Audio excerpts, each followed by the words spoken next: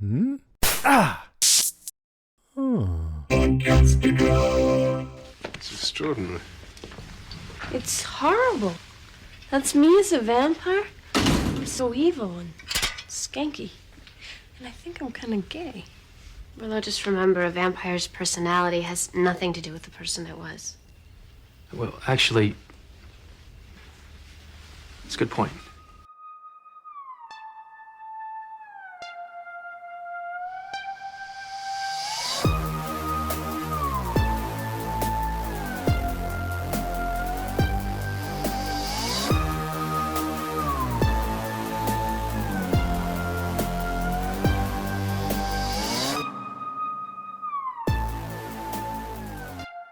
Hello, everybody. Welcome to Still Slaying, a Buffyverse podcast.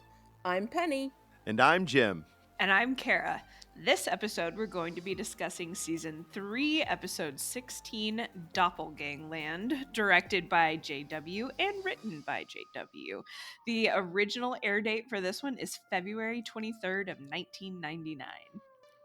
Some of the alternative titles in other languages for this episode were Land of Twins in Armenian, The Two Faces in French, The Other Sunnydale in Hungarian, The Parallel World in Italian, Demons, Amulets, and Other in Polish. I love the Polish ones. The Polish ones are always good.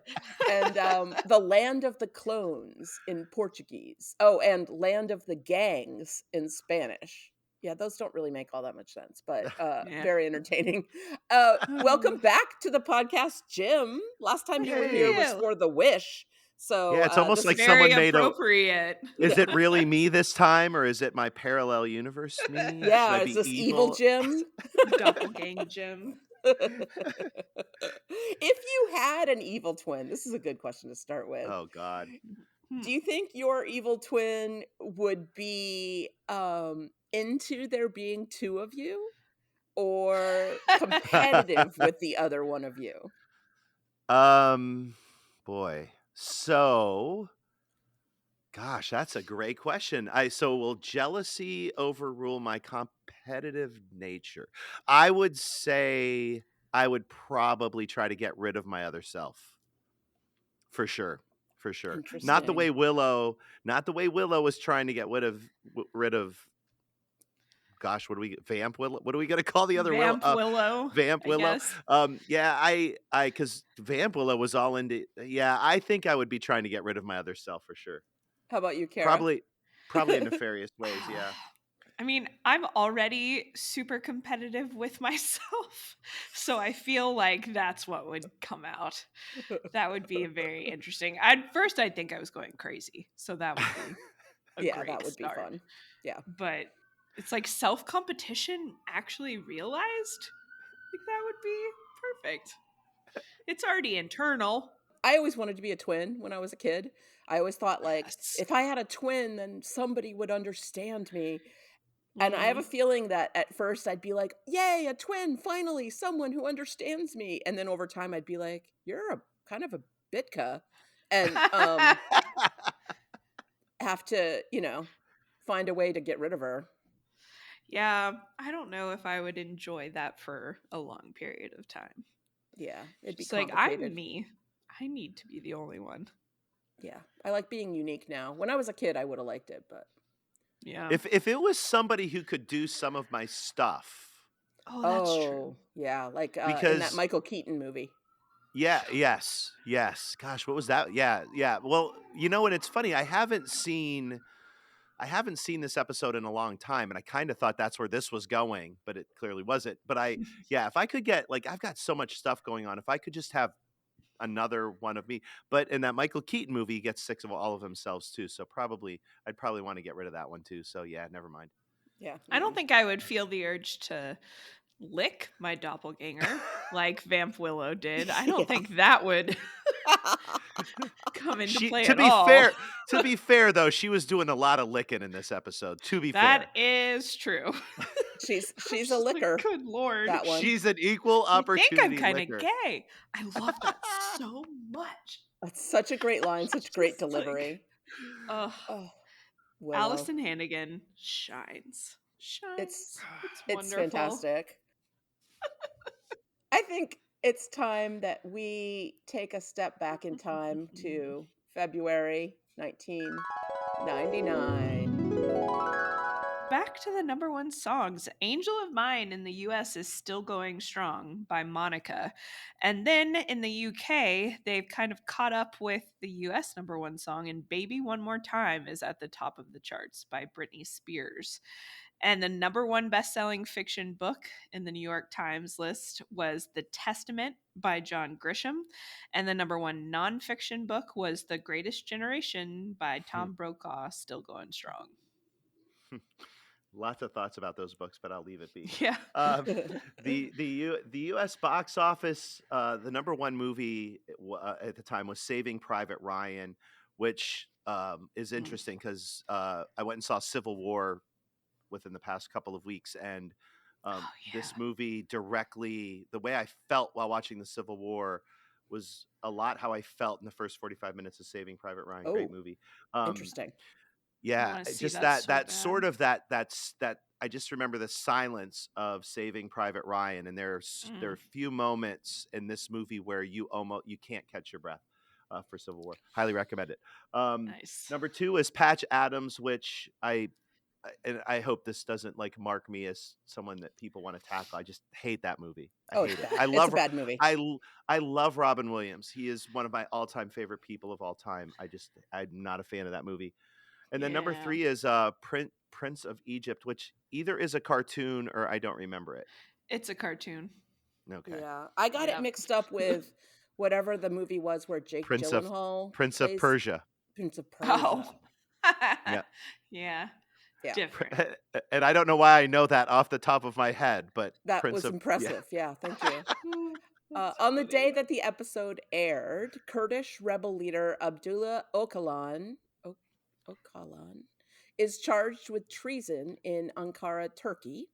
An avalanche destroys the Austrian village of Galtur, killing 31 people. And Eminem's debut album, the Slim Shady LP, was released. This was his first major album, and he recorded it at Studio 8 in Ferndale, Michigan, USA. Silent Hill, the first installment in what would become the Silent Hill series, was released for the PlayStation. Many early reviewers of Silent Hill criticized it for being a clone of Resident Evil, but the only thing they really have in common is that they're both horror games. Most importantly, Silent Hill created a truly disturbing atmosphere for its players, more in line with psychological horror than the more classic, visually disturbing horror games. Silent Hill scared the hell out of me. I have never played it. I'm not a gamer, and I think I can avoid it for now. Yeah. This was clearly what got Faith excited when she found out she had a PlayStation. She could play a Silent Hill. PlayStation 1, Yeah. which was wild. Yeah, it's crazy to think about it.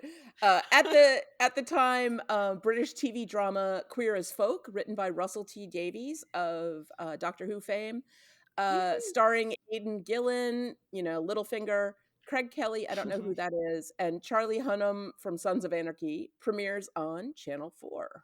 During the week the episode aired, February 24th, 1999, Chinese Southern Airlines Tupolev Tu-154 airliner crashed on approach at Wenzhou Airport in eastern the People's Republic of China, killing 61. And also on the same day, the state of Arizona executes Karl Legrand, a German national involved in an armed robbery, in spite of Germany's legal action to try to save him.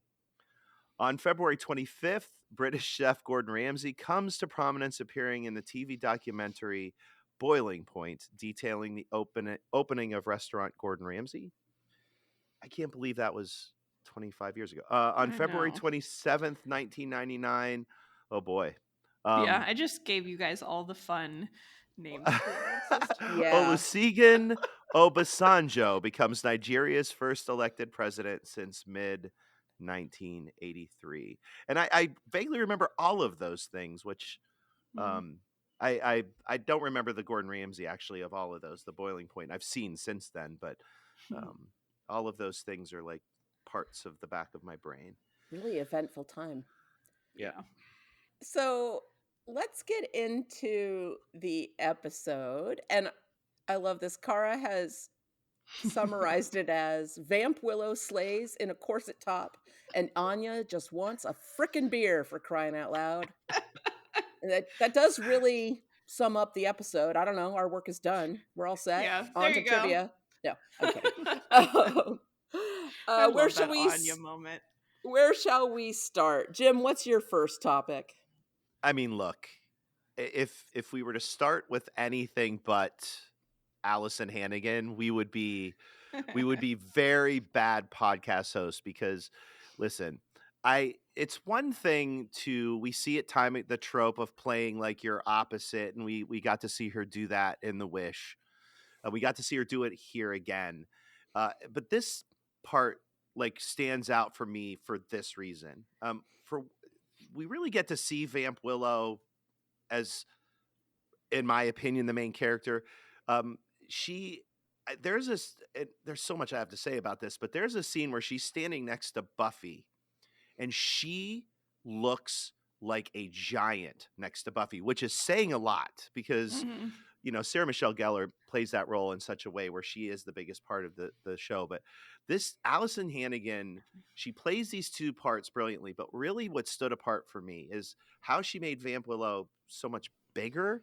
Yeah. But when she was Willow playing Vamp Willow, Uh-huh. which is, and the fact that she could play herself trying to play this other character without a shred of that other character showing through. And it Mhm. sums up for me, like, I think it's clear we all love Oz, but when she walks into the Bronze and she's That little so clearly not this character, we're all like, oh, good Lord, this is bad. And like, you could see Oz sort of like what Wait a minute. is going Yeah. on here? And then she looks over at him and she gives him that little wave. I I love was it. like, but the funny thing is, Allison Hannigan is such in the first, 3 seasons, is such and this is probably not the best word for it because I can't really think of one off the top of my head, but she's sort of goofy Yeah. as Willow. Yeah. And you get to see her just explode in this episode. You got to see it a little bit in The Wish, and you get to see it here and there, and obviously in a few ways coming up in future seasons that we'll probably talk about in spoilers. But the fact that she plays these two characters so awesomely separate, but then has to sort of blend them together. I mean, think about it. She plays two characters, then she plays one character playing the other character, then she plays Mhm. one character hitting on herself. Yep. And there's never a moment where you go, this is ridiculous. I mean, they're the licks, but other than that, Yeah.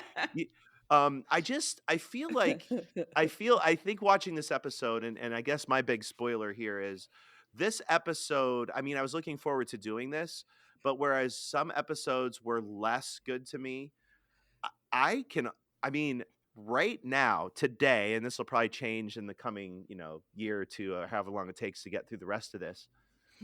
I feel like this episode is battling for number one for me. I Yeah. Yeah. loved it because It's of her. flawless.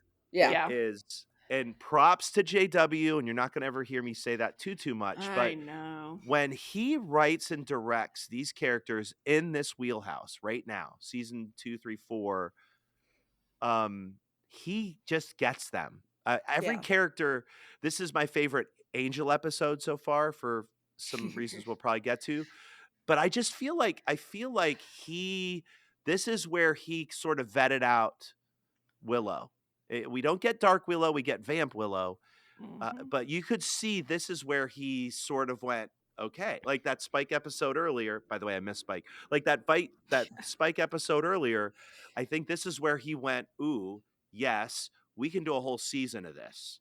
Yeah. So yeah. I mean, I'm gonna stop talking because I know y'all have a ton to add here. But I just, oh my gosh, Allison Hannigan, just awesome.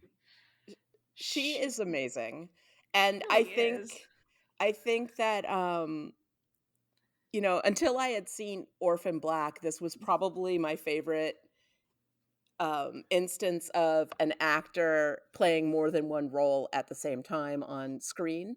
Mm. Tatiana Maslany took this up to 11, as the saying goes. I think literally 11 characters at the same time on the same screen. But Yeah. this is so fun because, as you say, you get to see all these different like scenarios with Willow and Vamp Willow and them playing each other, because you also get that great scene where Vamp Willow is kind of pretending to be regular Willow in order to trick Cordelia into With letting her out of the Cordelia. cage. Yeah. And that's also hilarious because you can tell that Vamp Willow hates what's happening there, but she's just trying to get through Oh, it. when she's leaning up against the cage and I'm she's just sorry, Cordelia. bored out of her. Yeah, Yeah. she's just why are you staring at my neck?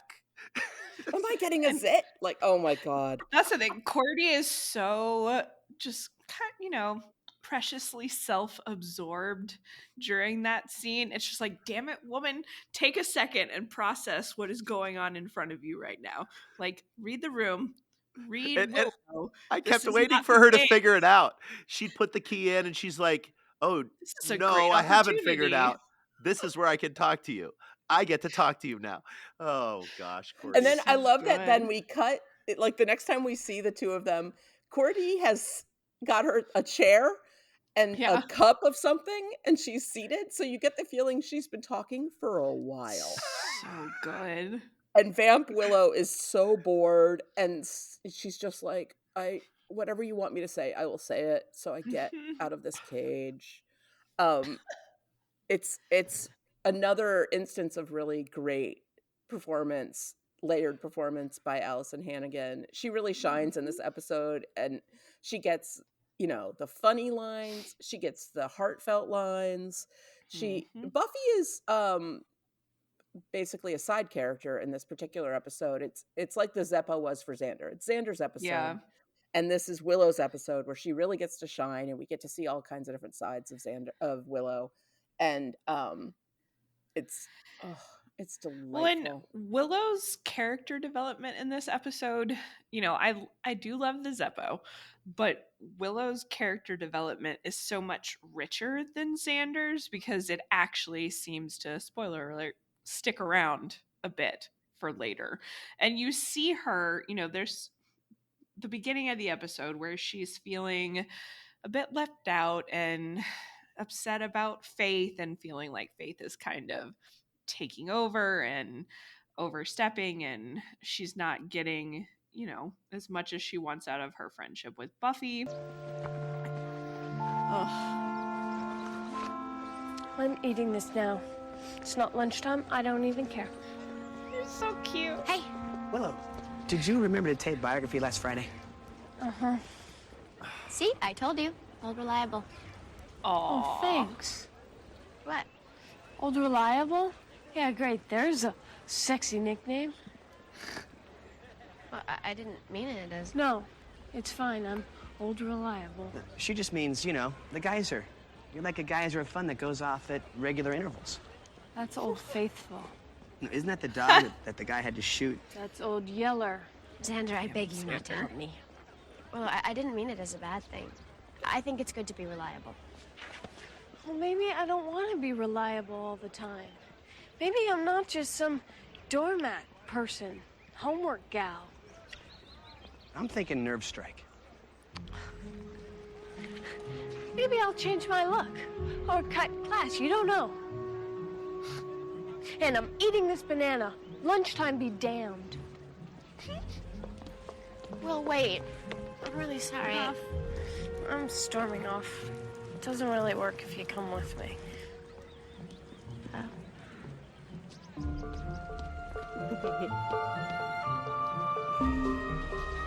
Every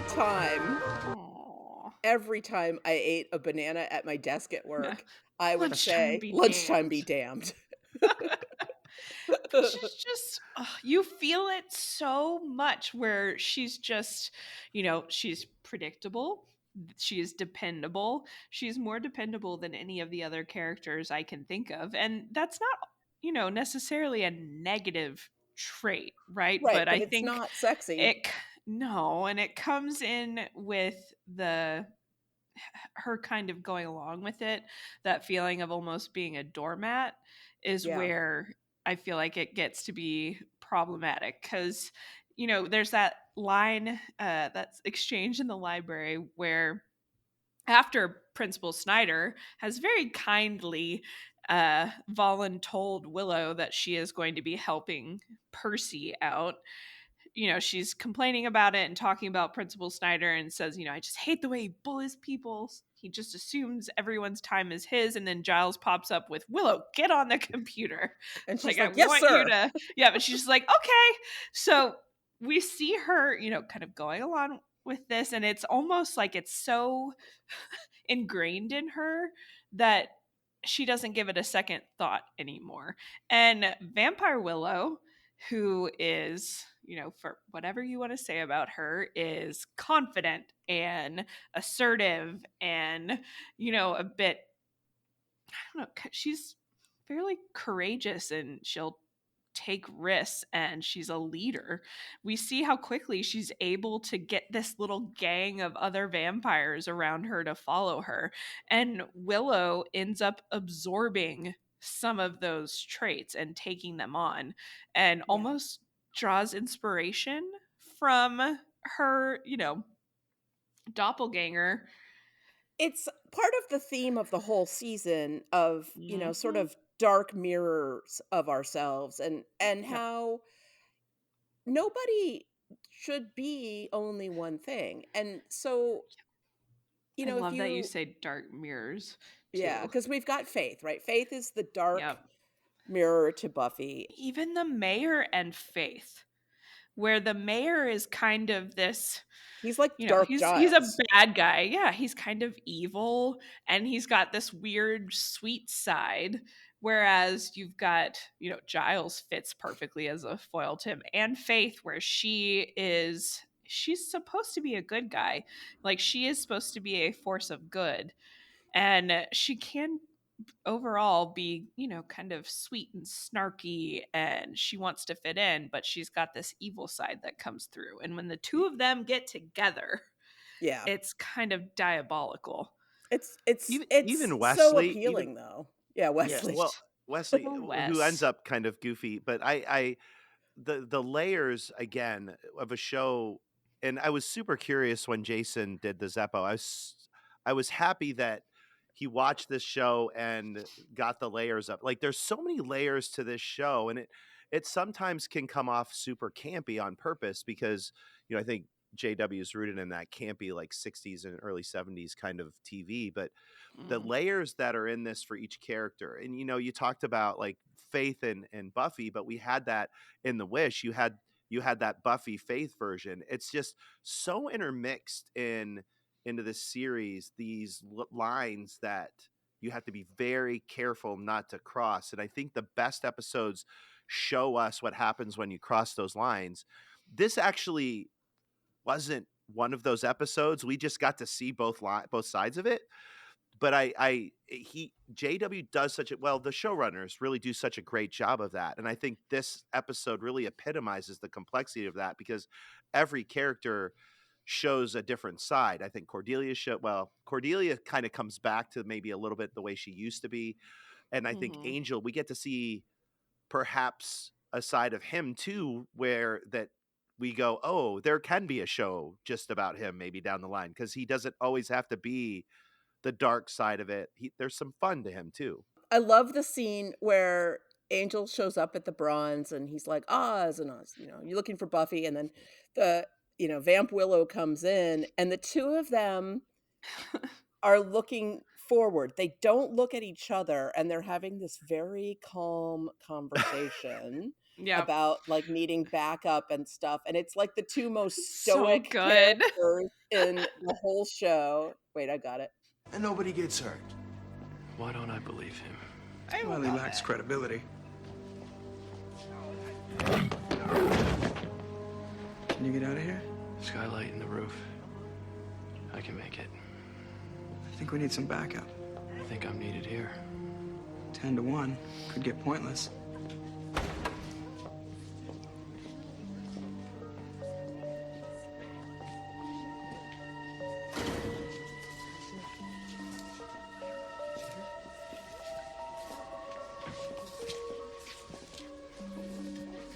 That's when Vamp Willow comes in. Everyone's all afraid. It's just like old times. Get Buffy. Do it now.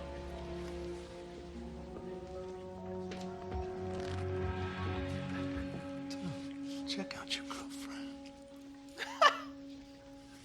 I never get tired of Devin. He's so dumb. What is that conversation he and Oz have about, Oh, I've got that too, if you want to hear yeah. it. Yeah, Oh, so here it is. 6 chords, maybe even 7? Man, we need a roadie. Other bands have roadies. Well, other bands know more than 3 chords. The professional bands can play up to 6, sometimes 7 completely different chords. That's just like fruity jazz bands. Oh my god. I can't. I've Oh, said he's that so many special. times. I've been like, professional bands can play up to 6, sometimes 7 chords.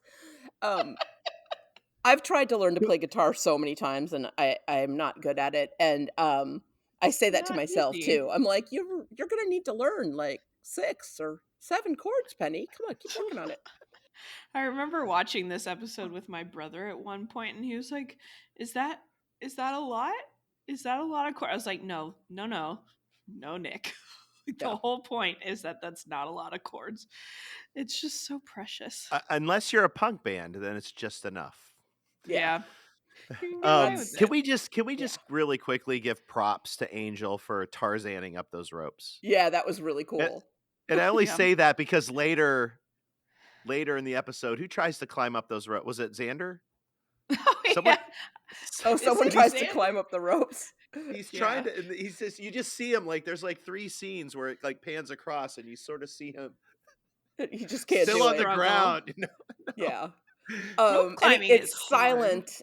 It's silent and swift and elegant when Angel does it. He's just like zip right up. I love the scene with him and Oz and how they are instantly on the same page, and Mhm. that Oz is completely calm and cool about a bunch of vampires invading the Bronze until he sees And Willow. his poor, like, what he thinks dead girlfriend.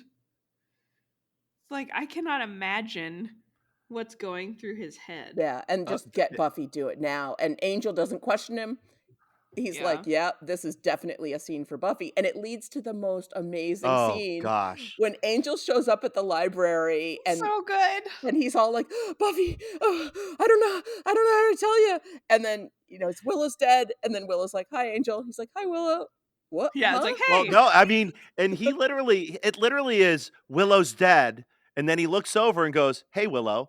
And you're just Yeah. sitting there going, but Get and there, it just Angel. comes and it comes right after that great scene where the Xander and Buffy and Oh, yeah. Giles are all sitting there looking so depressed. And then Willow comes Mhm. walking in and the hug scene. She's like, oh no, who died? Oh no, who died? Giles Oh, hugging Willow. Oh, I don't can't. remember that at all. So when he dove in, I was like, oh, Giles. It's the so sweetest lovely. And Willow being like, y'all didn't happen to do a bunch of drugs, did ya? That's perfect. It's just like, what the hell is going on? I mean, think about how confusing that is. You've seen Vampire Willow, which was horrible. And then you see live Willow, and the looks on their faces of like, what is happening? And I think Giles says something like, something strange is going on. That And is Xander, my favorite exchange in this entire episode. can you believe the Watchers Council let this guy go? It's But see, perfect. this is the perfect Xander. Yeah. The Xander from like season 1-ish before he gets to be like super like predatory Xander. Like Yeah. Snarky, funny Xander is my favorite Xander. Yes, great. yeah. There were so many moments where I laughed, witty. but that was one of those where I watched it like in my first watch. I just kept hitting that one back because it was just so quick to the point where he didn't have the diatribe before his normal jokes. And I The just He timing was doesn't miss perfect. a beat just immediately. It reminds me of, I don't remember which episode it is, where somebody says something's weird and Oz says something's not. Oh yeah. Oh, band candy. That's it, Candy. yep. It's like, it's Sunnydale. So, weird stuff happens every Tuesday. But this type of situation is not something they have encountered No, this is before very, very at new. all. They have no reason to understand it. So you guys help me with this. When I was watching this, it occurred to me because she says at the beginning of the episode, she says, I'm going to change the way I look. When you guys were watching this initially, did you realize the change? Like, did you? Yeah, they I make was. it pretty clear because you see You Vamp see her Willow come from disappear. the other Well, dimension. it and happens really fast though, because Yeah. she sees the flashbacks, those 4, 5, or 6 flashbacks, and she does disappear in one. But I actually, when I wasn't a whole lot paying attention to it, and now, of course, the last episode I did was The Wish, so I knew this was coming. Yeah. But I wonder if back in time, because when she comes in, I wonder if there were people that were confounded by this. I don't know. Maybe not. Maybe not. Maybe not. I'm sure there were some, because there are still episodes, if I'm not podcasting on it in particular, if I'm watching something and I look at my phone and like set an alarm or something or respond to a text message and I miss one perfect like blip of a TV show. There have been episodes of Game of Thrones where I was like, what the hell is going on? Like I missed something. Yeah. But I could see that happening with this one. But I remember in particular watching this when it first came out, because I remember loving The Wish and being excited at the promos for this one, because that's the other thing, the promos kind of spoiled it too back then.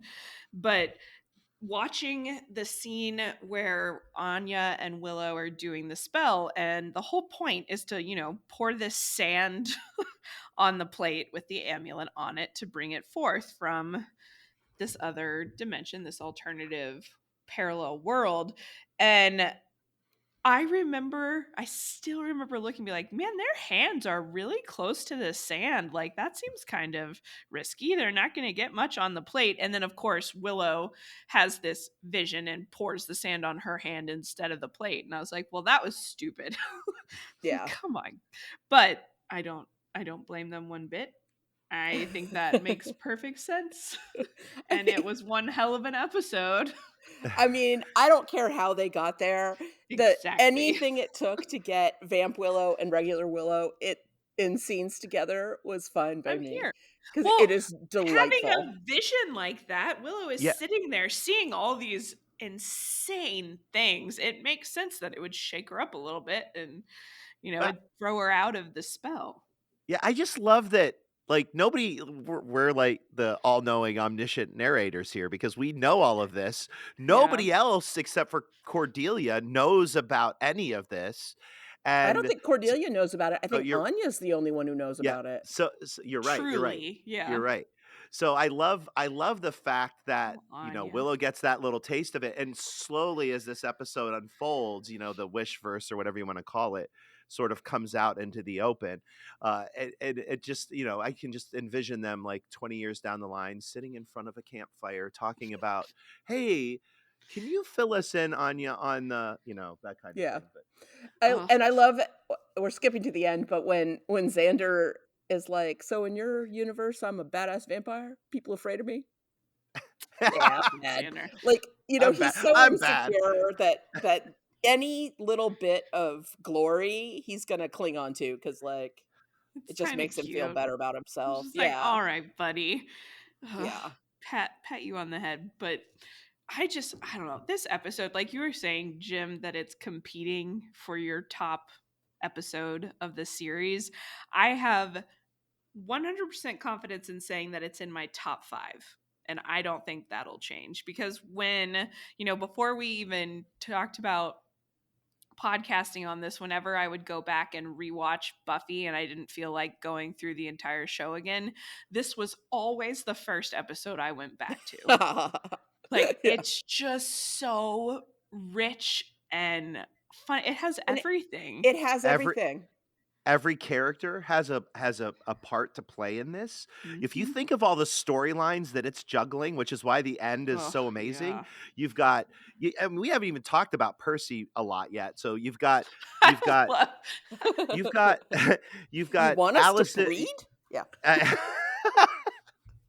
But I mean, the mayor has a part in this. The principal has a part in this. Cordelia, Mhm. who was not in the episode at all until she came in her ballroom dress, has a part in this. Wesley has a part in this. Giles has a part in this. Everybody has.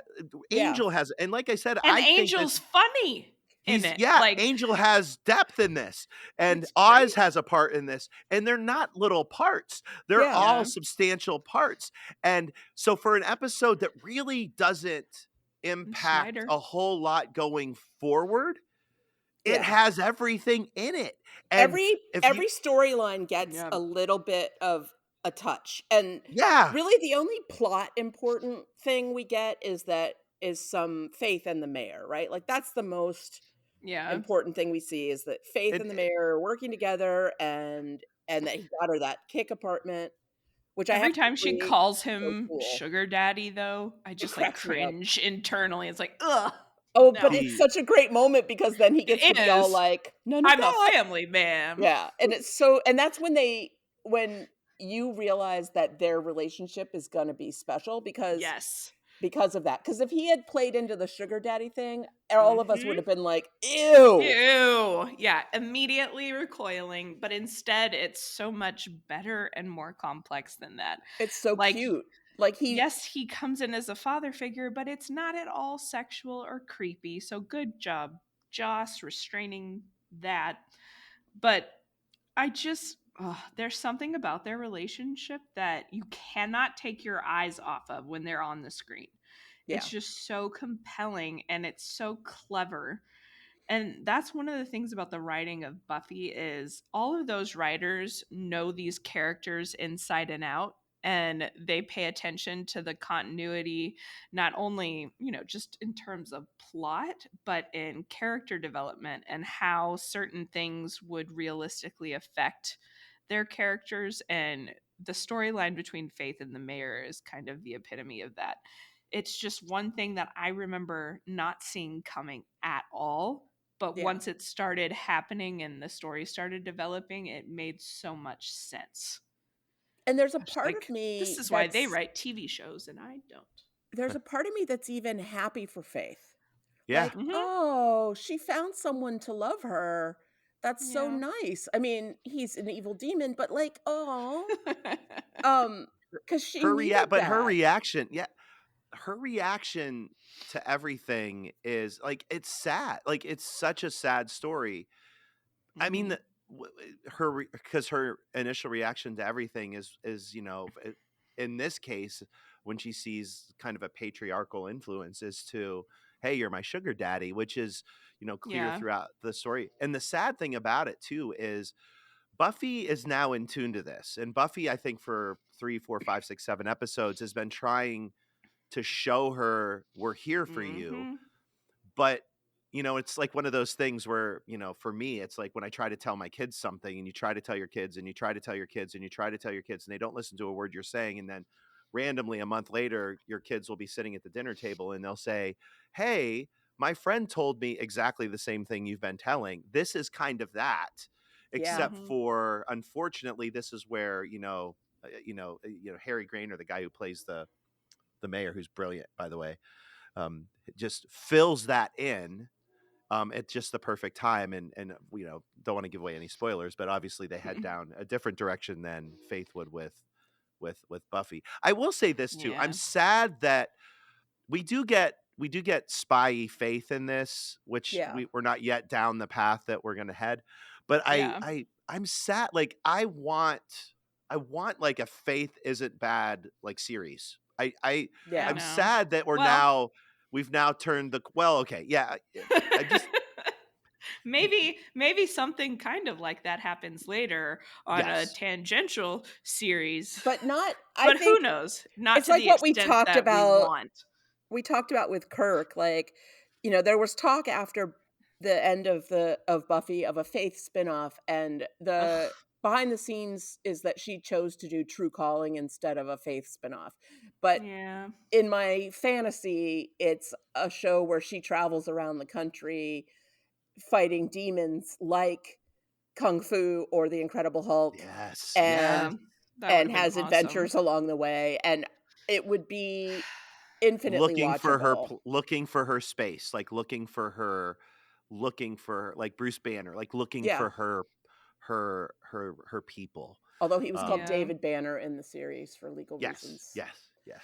I would have watched the hell out of that, and at the time I was devastated that we didn't get it, but knowing what we know about JW, Yeah. and I think that the concept for True Calling was more interesting to her at the time because she wanted to play a new character and Yeah. not keep playing Faith. But they do have some of that in the comics. There are Faith comics where she sort of travels around looking for redemption. And I know at one point it's her and Giles teamed up, which I think is a really funny pair. Ew. He would be great for her, yeah. Yeah.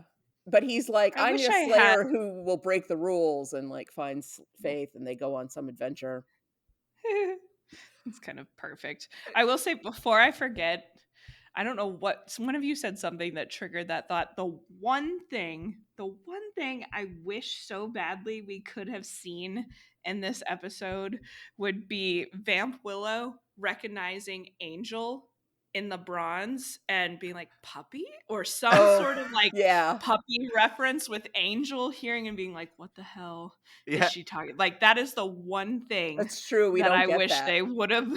Because Like because she makes a comment about riding people like ponies and chains in her right. world. I was like, what about puppy? Like that's your puppy. Recognize him. Yeah. That's true. We don't get that, and it would have been really hilarious because Angel would have been like, "What?" Yes, I could see the expression on his face in my head, and Yeah. it would have been wonderful. He is really funny in this episode, and Mhm. actually everybody is. There's no weak links. Like I said at the beginning, it's Yeah. pretty flawless. I have no complaints about the episode. It has one of my all-time favorite Buffy slays too, when she backwards slays that vampire with the pool cue without even Oh looking at him. yeah, that's a good one. I am not a great pool player, but I went through a phase in the early 2000s where I played pool all the time. That was like my favorite thing to do, was to go play pool, and I got pretty good at the behind the back shot. You Those know, are when you're fun. trying Yeah. to shoot from the other side of the pool table, like when you're right-handed like I am. And I managed to do a bank shot with a behind the back pool cue, and sink the ball in front of several people one time, and everybody like lost it and was like, Nice. pool shark, and all I could think was like, finally I have a moment where I'm almost as cool as Buffy, like just behind the back That's shot. so funny. I am It works. very inconsistent at pool. Sometimes I'm good and sometimes I'm bad. I have no control over when that will be. That's how I am. And with bowling, there are some days whenever we go bowling, which is not that common, I do excellent. And then there are other times where it's like I will try to do what I've done before and nothing good comes of that. Yeah, no control over it. That's why No. I could never have been any kind of professional athlete. I'm inconsistent, and I don't know why. Oh gosh. Buffy gets another great moment. I love when they've knocked out Vamp Willow, and they're like, "Okay, what do we do?" And Buffy's like, "I have a really bad idea." I I just I love that moment because she's right. It's a horrible idea, Yeah. but it's also a great idea. Yeah. And it relies on Willow putting herself at risk in a really hilarious way. But of course, it's like the absolute funniest thing they could have possibly done in that scene. Mhm. And it's Buffy also giving her friend who's screaming to be heard as something other than just old faithful, old reliable. It gives her like the floor to really be the focal point of them solving this issue, and her doing that is, to this point in the series for me, one of the most amazing scenes in Yeah. Buffy. Just It's her trying to figure out her trying to figure out how to send vampires out to be killed, and her trying to act tough, and her Oh trying to yeah, it's just so cute when she's but like, her being he's been out there yeah, for kind of a while. Could you go check on him? Yeah. and she's fearless. It's fearless. Like she's she's her goofy Willow self, and we all see that. And you can see the the vampires sort of looking at her the way that our characters were looking at Vamp Willow earlier. They're like, "Who is this?" What's And happening? it's just such a different. so I love, and again, it's a subtle thing. It's a subtle thing, but it just like Buffy's kind of in tune to all this, and it is a bad idea, but I'm so glad they did it. Yeah, Oh it's yeah. I mean, it's the best idea. And Anya gets some great moments to be Oh. funny. Like when Willow's like, "Yeah, could a human do this?" and then she screams and Anya's Oh like, yeah. "Yeah, yeah, Yeah. Yeah. yeah. Mhm. Humans could do that." Mhm. And her trying to order a beer is just always one of my favorite Anya moments. It's just so good. You know I have it. Here we go. Oh yeah. Good day. Give me a beer. ID. ID. I'm 1120 years old. Just give me a freaking beer. ID. Give me a Coke. I love the bartender. He never makes any facial expression or changes Mhm. his tone of voice at all because he has seen No so many flinching. teenagers try to get a beer out of him. He's like, Well, he's "Mm." probably also seen so much crazy shit inside the bronze. Like, I cannot Yeah. imagine, If you're especially if a he's closed at all at night. I'm sure there's some wild stuff that he's Yeah, how many encountered. times has that guy had to like sweep up broken window and, put a plastic garbage bag taped over a broken window until the repair Seen person blood in couldn't the get there? alleyway. Yeah, or like found a dead body next to the dumpster and been like, "All right, I gotta call the cops again." Like, I, Oh I and this god. is where he draws the line. This is it. yeah, ID. Yeah. I Can't did. serve you. And it's so brilliant because Emma Caulfield comedically is underrated. I feel like, at least outside of the Buffyverse, most people that are fans of Buffy find her to be hilarious, and rightfully so. But I 100% believe her in her exasperation at being 1120 years old and not being able to get a beer. Like, the way she plays it just comes across so genuine and lived Oh in. Like, I'm yeah. already all in. I'm just like, yeah, of course, give her a beer. And And she's they like, "I'm set it stuck up at Sunnydale brilliantly. High and I'm Yeah. flunking Yeah. math." Yeah.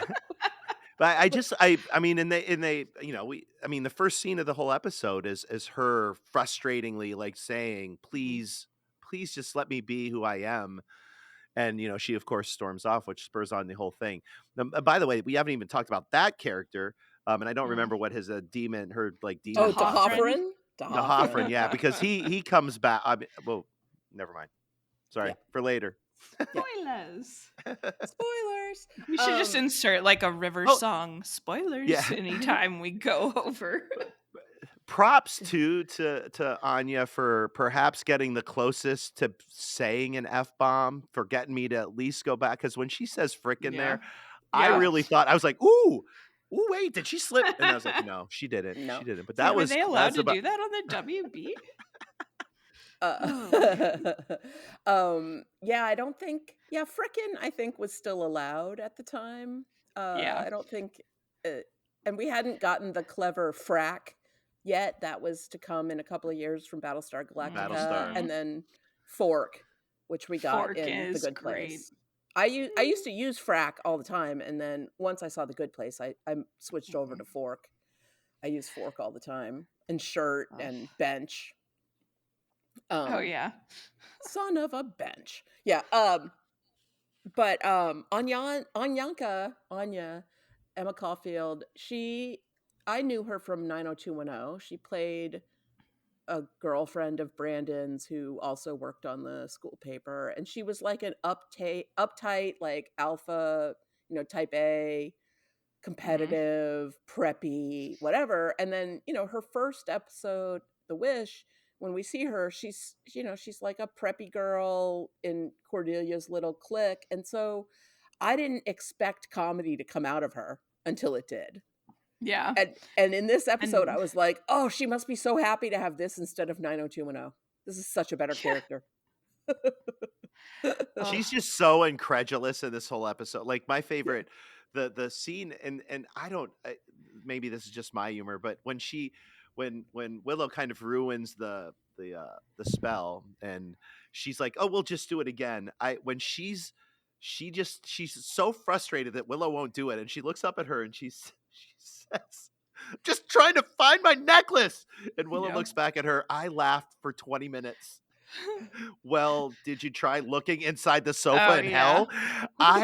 That caught me so off guard, and I just like it made me crave like the two of them maybe Oh, doing a yeah. podcast together, because it was so they worked so well together in the little moments that they had in this episode. And I don't know if this is the episode where they decided that Anya was maybe worthy of getting more episodes down the line, but she, in her 2 appearances so far, she is definitely a scene stealer. And in this episode, that's saying a lot, because everybody has their little scene stealing moment. So Yeah. the fact that, we've gotten this far before we focused on her, like, really says it all about the episode. But she really is stellar in this, She and fits shows in depth. seamlessly. Yeah. Like, she's talented, she's hilarious, the timing's great. They all play off of each other so well. But it just, this episode is just so it has perfect. everything, absolutely everything. Well, and even, we talked earlier about Faith and Buffy and the mirroring in this season, and there's one moment in particular that stands out to me every time watching this episode, especially after having gone back and rewatched the episodes leading up to it, is when Willow is, basically stops Buffy from staking Vamp Willow and says, "Buffy, no." And Buffy responds quickly enough and stops herself, which is in direct contrast to Buffy saying, "Faith, no," before she stakes Alan. And just the little subtleties like that they work and then in. Willow says, "Nice reflexes," which is a callback to Yep. their conversation at the beginning of the episode where Buffy says she's having reflexes tests and training and precision training. And Willow all gets to say, tied "Aren't you together. naturally buff, buff, buff, buff?" Yeah. Buff. Which is great. And the whole, like, how she's all like, "It's about emotional control and magic. Want to get sugared up on mochas?" So you get to see like this like witchy Willow is still a kid. She's still a kid. Yeah. She is. Which is But really that cute. small moment right after that small, Mhm. again, that moment where Buffy almost, like, 2 big moments that I put stars next to, that moment where she almost spikes and does it, and you of course correlate that to Faith. But then that moment at the beginning where she's spinning that pencil, by the way, go back and listen, the sounds there. And then she can't stand Faith, and she forgets about the pencil. Oh And yeah, then and it's like, you can hear it in the background spinning around, and then it goes into the tree. And I mean, that's yeah, I'll some stop there. foreshadowing. Yeah. Yeah, and I again, JW, and I don't know, the series does a good job of this, but for some reason I noticed these when he's directing and writing. He puts these little things in there a lot. And it's just, to be able to add the depth to a WB show, CW show, is amazing to me. And it's the fact that this show is so full.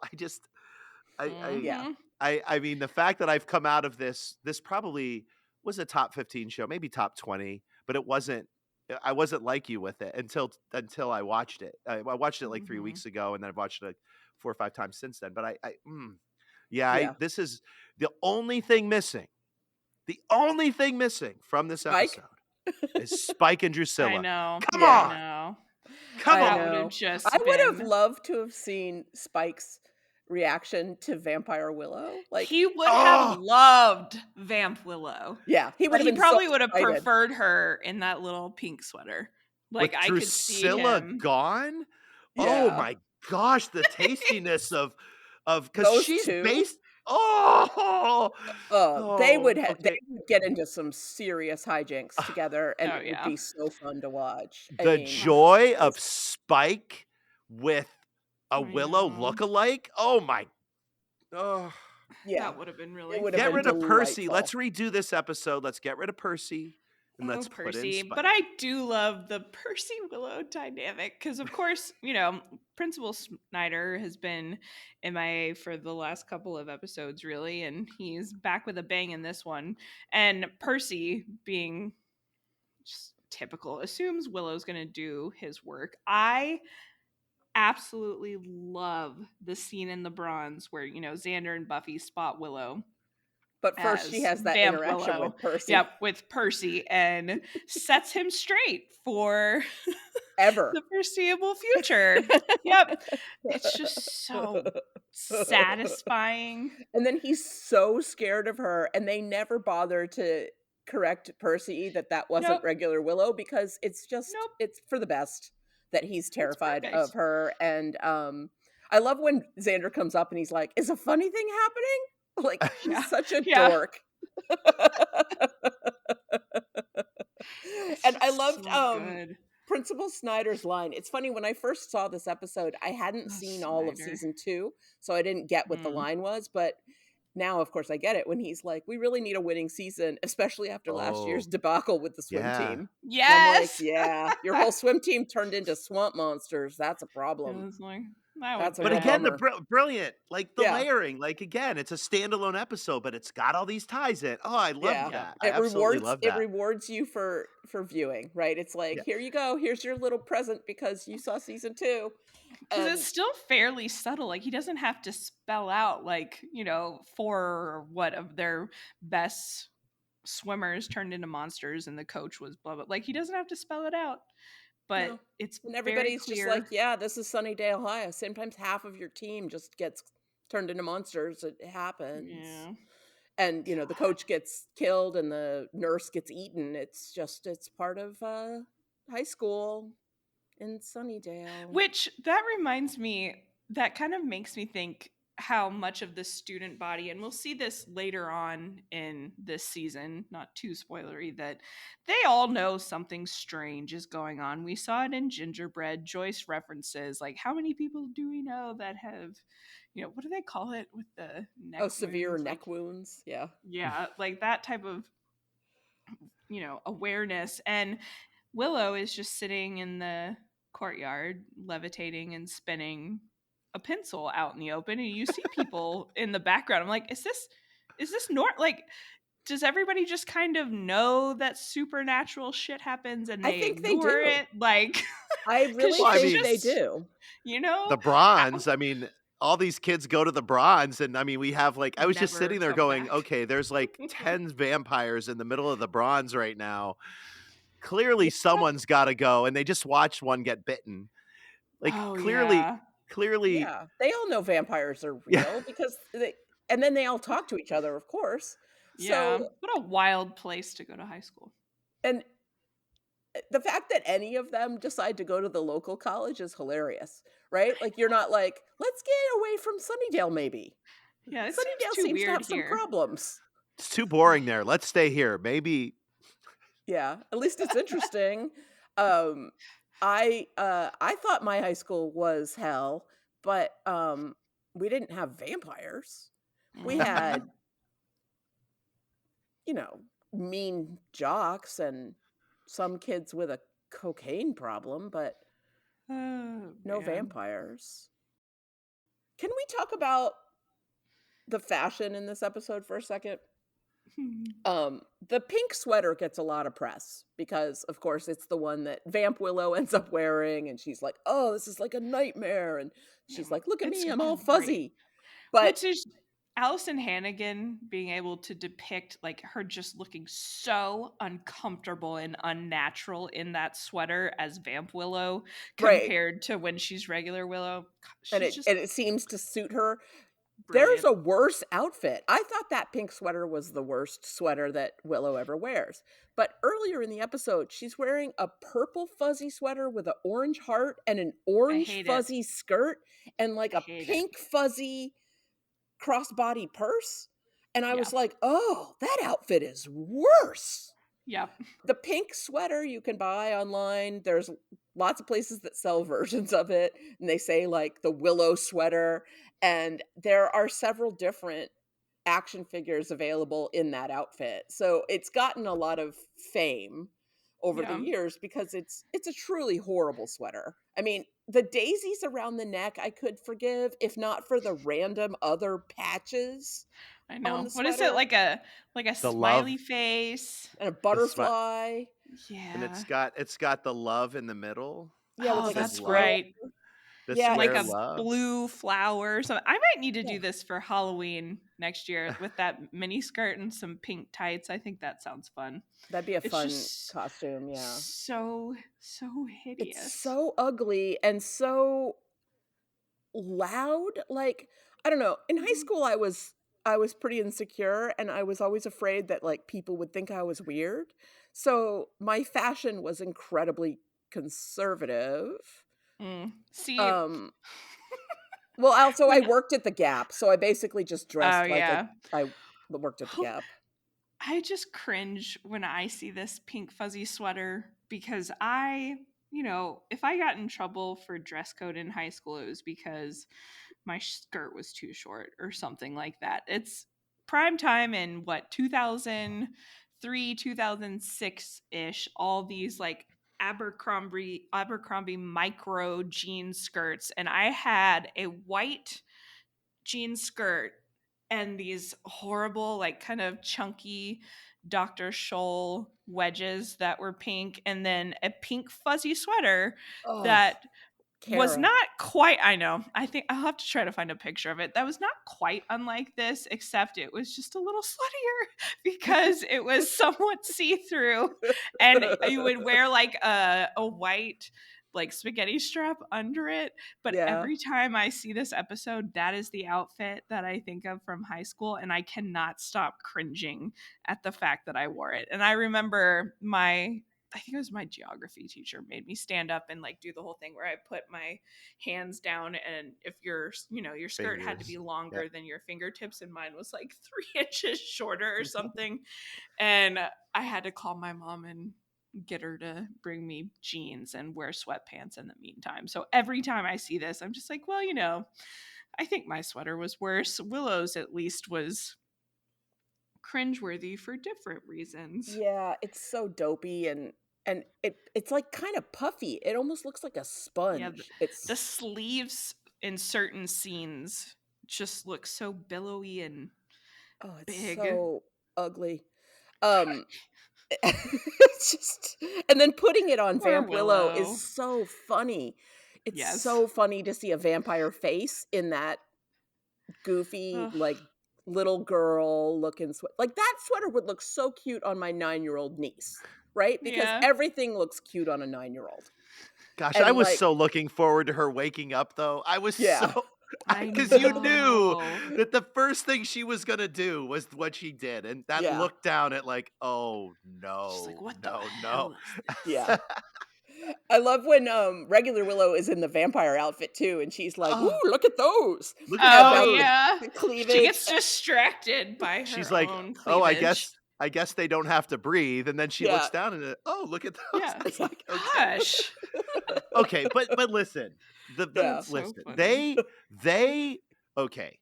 So this is neither here nor there, but I will say this: Faith, when she comes walking in with that white top on, she looks amazing. Yeah. I And love that outfit.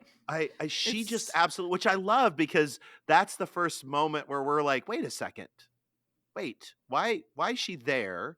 What happened to? Because the last episode, I just have lots of that was. I just have lots of questions, but I'll save them for later. So Yeah. she looked amazing. I also like, where the hell was Cordelia going?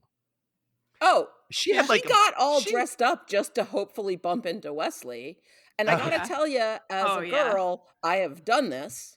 I Yep. have put okay, on okay, like my sort of sexiest, inappropriate for the setting kind of outfit in the hopes that's of right. bumping into and gone to a place where I could bump into the boy I liked and be like, oh, this? Yeah. Just nothing. And I just nine threw times this out of on. 10, 9 times out of 10, the guy does not notice that you are dressed in any way different than you normally are. And if you ask them point blank, they'll be like, what? Yeah, they But won't one notice, but that time, random friend you run into will be like, "What are you wearing?" Yeah. One time it kind of worked for me, and the guy was like, "Why are you so dressed up for class today?" Oh my god. And I was like, "I just felt like it because you're so cute." I didn't say that part, but I was like, "I just felt like it." And he was like, "I never feel that way." And I Oh was my like, gosh. "Oh, maybe this isn't the strategy I thought it was, but at That's least he so funny. noticed." I You just never needed feel that you way. just needed Wesley waiting for you, and then because he Yeah. Yeah, clearly Wesley would have noticed for sure. but Yeah. Oh, I Wes. props to Alexis Denisov, who also has moments in this. Yeah. He's a very handsome fellow, as He Allison is. Hannigan. But I love for that. him to Yeah. play this goofy like character, it's a pull for him to do it, and Yeah. it's and he does such a great job here, and I think I'm When glad. when Well, Cordelia hugs him for saving his life, there's the sound Mhm. effects the sounds he makes and the look on oh, his face make me that pretty sure he has an erection. And he's, Yeah. like, holding himself away What from her else are so you she doesn't supposed to know. take from that? Yeah. Like, the, I was like, He's like, Wes, "Ooh, you good? You good, ah." bro? I'm sure that he looks at her Poor the same way guy. we do and go, there is no way that Right? she's Yeah. You clearly are a 25 years woman. old. You Yeah. are not a But high school student. when he makes that sound though, he makes the absolute he's like and I was like, okay, you win the day. How you win I the day in like this I episode? like the movements and the facial expressions I with Yeah. know that we sound need effect. we well go back. He makes the best facial expression I have ever. Yeah, he's He looks like a hilarious. cartoon. And I And then just when he screams and turns around and Cordelia's there and he's like, "Men in battle, you know." "Arr!" Yeah. And that's even goofier. Oh, he's just so special. And Cordelia is oh so smitten with him that she doesn't even notice how goofy he is. She's just like, No. he's a handsome older man with a British accent who's, in her mind, dressed better than everyone else, right? Yeah. Like, he's in this like sharp suit, even though he manages to make it look prim and prissy. It's still a nice suit, and uh, She's all in. she's all in. And her dress is so inappropriate for high school, and it's so hilarious that she would wear that. You get the sense it's not even her dress. I'm like, she borrowed that from her mother's closet. That is a Yeah. grown woman's like, I I went don't to a know though, because fundraiser dress. you remember in The Wish, that outfit, which I think might be like the hottest Cordelia outfit Oh, the red leather one? ever. Yes, Oh, that yeah. is not something a high school girl typically would have, but I also 100% believe Cordelia has that in her closet. Yeah, and I But think that the reference they have in that episode where Willow's like, Amy saw Cordy at the mall. I think Cordy went to the mall and was like, "What outfit? I need an revenge outfit to outfit. wear when I go back to school that Yep, looks 100% a revenge like outfit. sexy and like I don't care about Xander at all." And she's like, "I Well, want it she to did look it. tough." Yeah, that I'm kind of surprised that Faith didn't say like, "Hey, can I borrow that outfit?" Like that outfit Right? would have looked equally great on Faith. That's well, and I don't know what it is in that apartment scene with her and the mayor, but and she's just in like a, that white tank top and kind of a loose gray Yeah, zip she's in like hoodie, sweats.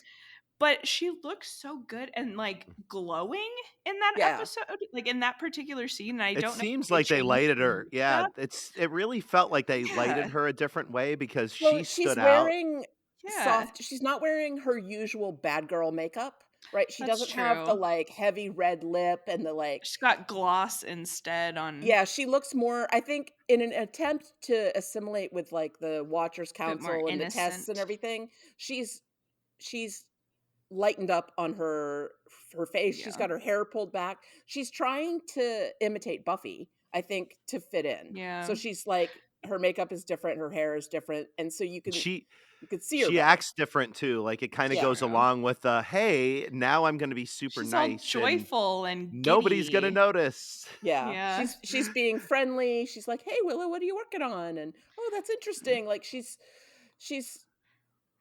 Yeah. until But you I do see her with the mayor, remember, you think she's trying, but she's not. I feel like that episode, seeing Faith walk in, that should have told me more about myself then I realized, I was like, she looks so pretty. Yeah. Like, how, Yeah. when did this happen?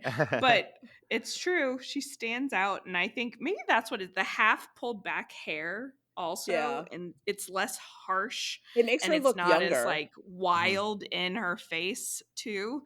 Maybe that's what it is. But those subtle, whoever did the costumes, I can't remember the name off the top of my head of the costume designer for Buffy, but there are some really excellent intentional choices that are so subtle that you're feeling the effect of them and you don't even process it until later, and you're actually sitting down and analyzing everything. And that's And why we have something especially, to podcast about. yes, and Angel is dressed so perfectly Angel in this episode too. He's got kind of that, like, the leather jacket over this, it's either like shiny or velvety material when he's in the bronze. Oh yeah. Angel is so It's funny just, because you know that if somebody asked him like, "What are your thoughts on men's fashion?" he'd be like, "I don't care." And it's so yeah, clear that he puts a he lot cares of so time and hard. effort Hmm. into his look, his hair. Oh yeah, those And it spikes are not natural, sir. Like, yeah. not the way he does it. Yeah, that's my little sister and I used to call that sticky uppy hair Oh because yeah. we both thought it was really attractive, and we would describe men that we liked and be like, "Does he have sticky uppy hair?" Yeah, he has sticky uppy hair. That's And I funny. always think of Angel, and I always think of there's a moment in season 7 when Spike draws a picture of Angel, and it's like this Oh giant yeah. forehead Oh, and like yes. and the sticky uppy hair, and it's just a line drawing, and it's so funny. It's one of my That is favorite images from the show. perfect. It's because you know that Spike is like stupid Angel with stupid hair and like giant forehead. He does have a giant forehead. I sympathize. I also have a giant forehead. I know Me how too. that That feels. 5-finger forehead. Yeah. Five You too, finger Jim? Yeah, forehead all of gang. us. We could be the 5-finger gang. Um, I uh, make fun Five. of my son's big giant forehead all the time, and then he just looks at me and goes, "Thanks, Dad." yeah. Yeah, I used to always thank It's my like, you're father for my welcome. knees. I'd always be like, "Thanks for these knees, Dad." He'd be like, "Oh, you're Yep. welcome." And I'd be like, "That was Yep. sarcastic. These are horrible knees. They hurt all the time." Oh, that's If we're funny. talking about hair, though, we probably should talk about Seth Green's hair too. Oh, it's always Oh, perfect and Oz. often sticky uppy. He also But has sticky but uppy hair. super black in this episode, Yeah. which is a thing, which was a thing, and he does change his hair color a lot, but it's just I don't know if Yeah. I'm correlating that Oz to current like Seth Green, and it Okay. just looked it was the first time I looked at his hair and thought, maybe not. Yeah. I don't I love went through a dark Oz hair. I went through a short phase of having black hair in the early 2000s, and first of all, I think it's for really young people because next to anybody else's skin, if you're white, I guess, it just makes you look like you're not well. Yeah. Yeah. Because it drains all the color out of your skin. And I just did not have the face to pull it off. What I always looked like was like Morticia Adams, but she didn't do her makeup. It was I have incredibly pale skin for people listening who don't know what I look like, and I thought I would look cool goth, but I looked like a goth on their day off. It just never really worked, and I eventually went back to my Off-duty goth. strawberry blonde. Yeah, which suits me I much like it. better. Now I'm a purple Ugh, head. It's a whole thing. I like the purple. The purple's wonderful. The purple really works for me. It's really funny. I've had the purple hair for 4 years now, and I still have people who I see regularly, like neighbors and stuff, who will be like, "Oh, your hair, it's purple." And I'm like, "Yeah, Thanks for paying Good attention. job. 4 years now. Yeah, okay." I feel like Willow when her mom's like, "Oh, you cut your hair." And she's like, "In August." Oh, that's funny. Yeah, it happened to me yesterday. Somebody was like, "Oh my God, your purple hair." And I'm like, "Okay. You've It's like, seen it yes. a million Mhm. times, but okay." Um, That just means it yeah. fits you. It makes it really hard to blend into a crowd. I'll That's tell you fair. that. I'll have And to remember that for our Zed Head meetup. If we're in a crowd, I'll just look for the purple hair. yeah, It'll be very exactly. easy to spot Penny. I felt almost like disrespectful when I went to a funeral, though. Like looking around at the rest of the funeral, everyone's wearing dark colors and somber. And at this particular funeral, there weren't even any blondes. And I was there I gonna say am, blonde is still, kind of showy, but yeah. there I am. I'm like, wow, I really feel like I should have like covered my head or something. It feels disrespectful to have such bright colored hair at a funeral. But anyway, I don't know why that made me think of the mayor and Faith again. Something we talked about. I don't know. My I might cut all ADHD this is hair going talk out. crazy. So it's fair. Well, because we were talking about Faith and the mayor and how we touched on it briefly before about how she kind of makes this sexual overture to him, calling him sugar daddy, and he shuts that down very quickly and swiftly, which sets up the dynamics of their relationship. But it's just another thing that I think they get so spot on in terms of Faith and how she's dealt with trauma, because we've already seen how she views sex as kind of something to, get herself out of her mind and into just her body, like as this numbing experience almost. And that is how she is used to relating to men, just purely through sex. Like she makes a she sexual has comment about Giles the first time she meets him. She Yeah. makes a sexual comment about Wesley. Like she ends up having sex with Xander. She's sexually flirtatious with Angel. And the fact that this instance with the mayor, he shuts it down so swiftly and makes it clear that he is not at all interested in that with her. In the scene Gives us in Bad Girls, when they first see the mayor and Trick together, and then Buffy's like, I didn't get a bad guy vibe off of them. Faith has that speech where she's like, when are you going to learn, Buffy? All men have beast in them. And I think the mayor shutting her down sexually is the first time that she thinks, this is a man who doesn't just see me as an object, right? Like the Watchers see her as a weapon. All other men see her as a sex object, and that's how she views the world. And she has no respect for them because of it. And she's able to bond with the mayor, I think, because of that exact moment when he shuts it down in such a way that makes it clear that he's not doing it because he wants to maintain a professional relationship with her or control her or because of some other reason. It's because he doesn't see her that way. And she's like, this is possible for a man to not see me as just like something he can use. Makes me so sad. Yeah. Like, well, but let me just throw the butt in there. That is, again, when she's looking for something, because Giles, as the counterpart to the mayor, is very much like that as well. The thing about him, though, that I think turns her off is that he's all about Buffy, and she's looking for that. And I think, if you want to dive down, though, well, what about Wesley? Well, of course, in the past episode, like Wesley tries to take her back to England and is like interested in Cordelia, and so in him she sees like weakness, and this is really the first person who's into her but not into her. Yeah. Unfortunately, nope, can't say that. Never mind. It's a cliche she's to say been second to Buffy. She feels that's seen, how she's felt. Yeah. Right? Like there's nothing more seductive than when somebody sees you in a way that you see yourself but nobody else seems to see you, and then the mayor sees her. Dangerous. And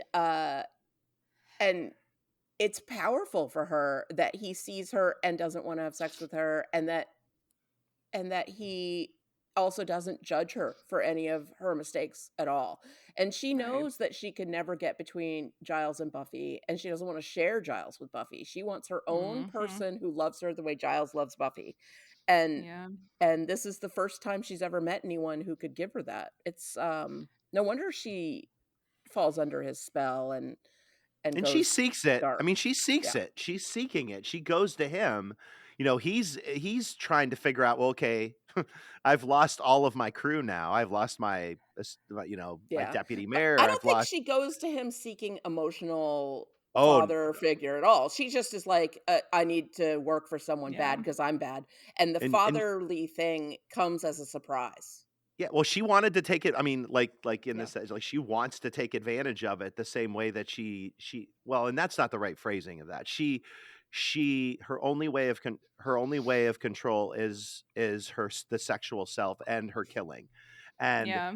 she tries that, and very brilliant acting on his part, like just completely shuts it down. It's super believable, Yeah. and she buys it, and off we go. And it's unfortunate because we know that she's being manipulated, but it's Yeah. just a different type of it's that mental manipulation that Well, I that and think he sees her as a powerful weapon, yes. definitely. yeah. Oh yeah. But But he is fond of, like, he grows to really care about her too. Like, that becomes clear, I think, even as early as this episode. And he's having a good time spoiling her, right? He's yeah, like, "Wait till you see the PlayStation I got you." Like, he is so he's so excited to give happy. her that apartment and how much she loves it. Have you ever given a gift to, like, a little kid and they immediately wanna play with it and love it? Yeah. And it's, like, the most satisfying feeling in the world, right? Because 'Cause I've Or also even given a just gift to a kid and had them anybody. throw it away. Yeah. But, like, even when, if it's a friend or family member and you just feel so certain that this gift that you've picked out is perfect for them and they're gonna love it, and Oh, then like when you you gave can me the cameo of James Marsters. I was so excited. For those that don't know, Penny's birthday is in September, and I got this cameo fully intending it to be for her birthday, and I think I lasted 2 days once I had it in my hands and not being able to wait to give it to her. And of course, she was like, "Should I give it to you or not?" And I was like, Yeah. "Yes." Well, obviously. But you just get so excited and you're like, this gift is great. Like, they're going to love it. It's going to make them happy. And that is definitely how the mayor is seeing his, gifting Faith in this apartment. And she's very genuinely happy and he seems thrilled by it. Who And wouldn't it's be? it's That a apartment is different awesome. dynamic with our two, like with the baddies or the bad guys, because there's more depth to their relationship.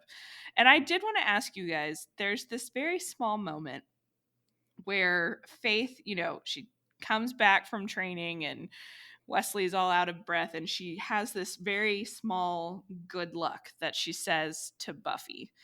And every time I hear her say it, there's something that it just sounds kind of sympathetic or regretful. Like, there's something in the way that she says it that makes me wonder if she's, got guilt about her decision to join the mayor, if she is truthfully wishing Buffy good luck in that moment and thinking about what's to come.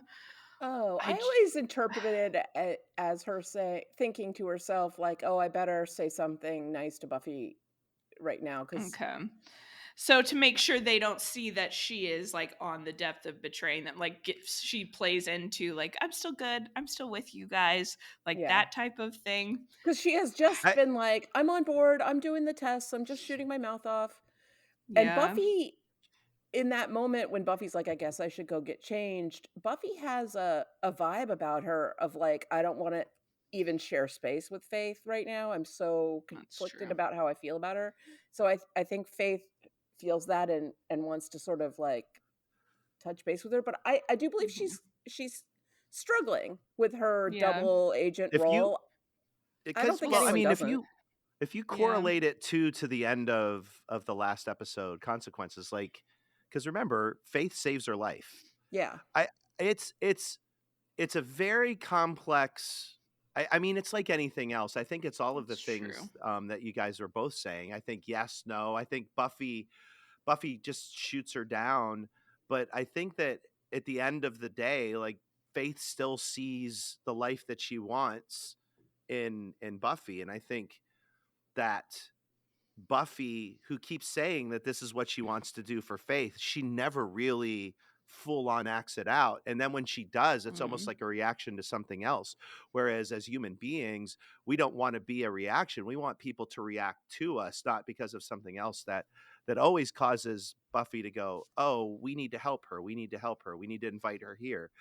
Yeah. So I do think that there's a little bit of that, and I don't know if she's playing it to, I still want a relationship with Buffy. I just or if that just is a happy byproduct. But I think Yeah. that the writing has put that into the show, whether on purpose or not, because like I said, she saved her life, and innately she could have just walked away and she didn't. So there's obviously still that connection. How that This plays is out in the true. season, I don't know. Like, well, I do know, but I'm not going Yeah. to say. Yeah.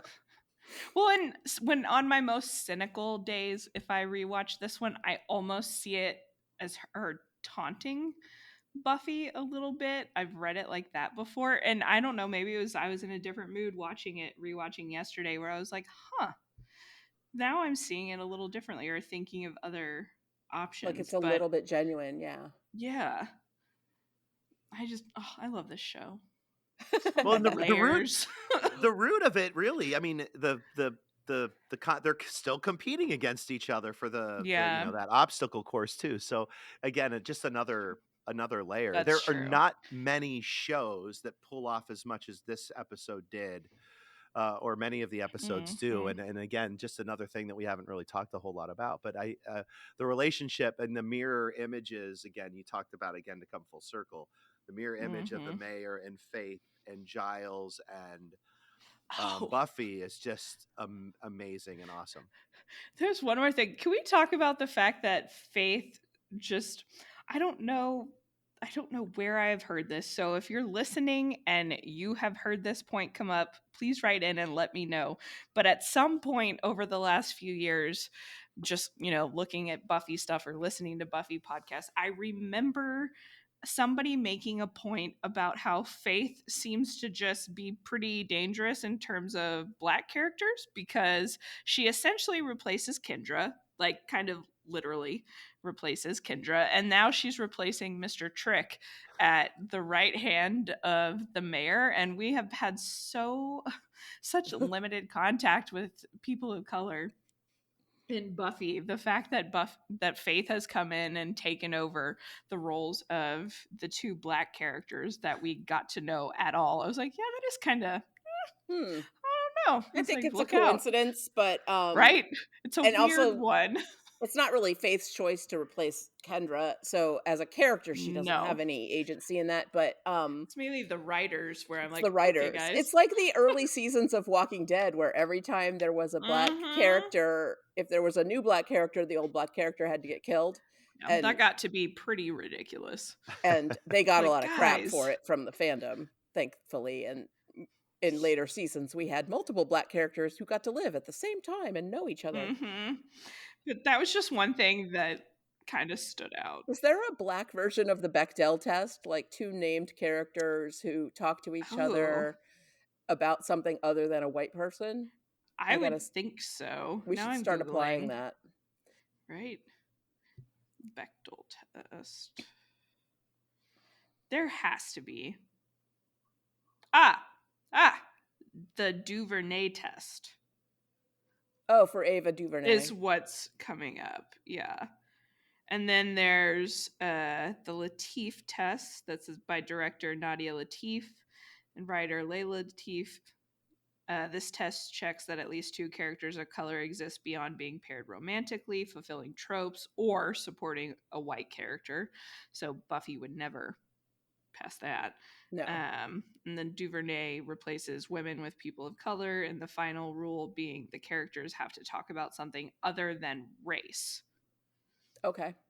That's interesting. Yeah, it's We'll have to frustrating look how, at that. when I go back and watch older shows and movies and things, how often Black characters' entire character is either to make a white person look like a better person because they're so Yeah. nice to a Black person, or Uh-huh. their entire character is just like to provide like the history of civil rights or like something Yeah. race related. They don't get to have normal human plot points. The most, like, the example that leaps out to me is from that god awful show that I watched when I was very young, Seventh Heaven. Oh, the worst. Yep. And Sergeant Michaels was this Black police officer that, was friends with the Camden family. He would play that role. And then there's one in particular where there's a preacher from another church who is Black, and they kind of educate the Camden, and it's so cringeworthy now. But now that I go back and rewatch more shows, especially from the 90s, it's just all over the place. Yeah. And this is one thing that Buffy definitely is not, It's not good at. The diversity of the cast is the biggest failing of the show, or the lack of and diversity. they're in in the cast. Southern California, for crying out loud. I know. There should be like so many Mexican people in this show. Just, it makes my head hurt. But whatever. I want to talk about some of my favorite quippy lines, because this Yay. episode has so many many great good ones. moments. There's, I know Faith's not going to be on the cover of Sanity Fair. It's really funny. That's me, reliable dog geyser person. I have said that line too. and had people so look at me like, to hear somebody say that out loud. What is the matter with you? Oh, right. Me and Oz play Mistress of Pain every night. Did anyone else just go to a scary visual place? And the best part of that moment is that Giles is also like, he's like, yes, me too. Yep. Uh-huh. And then my all-time favorite, I'm a blood-sucking fiend. Look at my outfit. I love that. I like both Xander and Willow a couple times going, hands, like hands in new places. Yep. It's so bordering good. on naughty touching here. Yeah. Yep. It's like, no. The fact that Willow was doing it with herself is awesome. Oh my God. It's sometimes I try to think about how confusing that would be. Like, because she kind of like, there's borderline where she's like, this is kind of intriguing. She's horrified by it, but is also like, should we snuggle? Yeah. Yeah. Like what? Yeah, and Vamp Willow being like, I kind of like the idea of both of us is so like sexy, and she's horrifying, implying so much, and Willow is like, I haven't even had sex with Oz yet. Like, oh my God. So I guess Barry White did not work or happen, right? Like, that's what we were supposed to take from that. And I may just be misremembering that scene.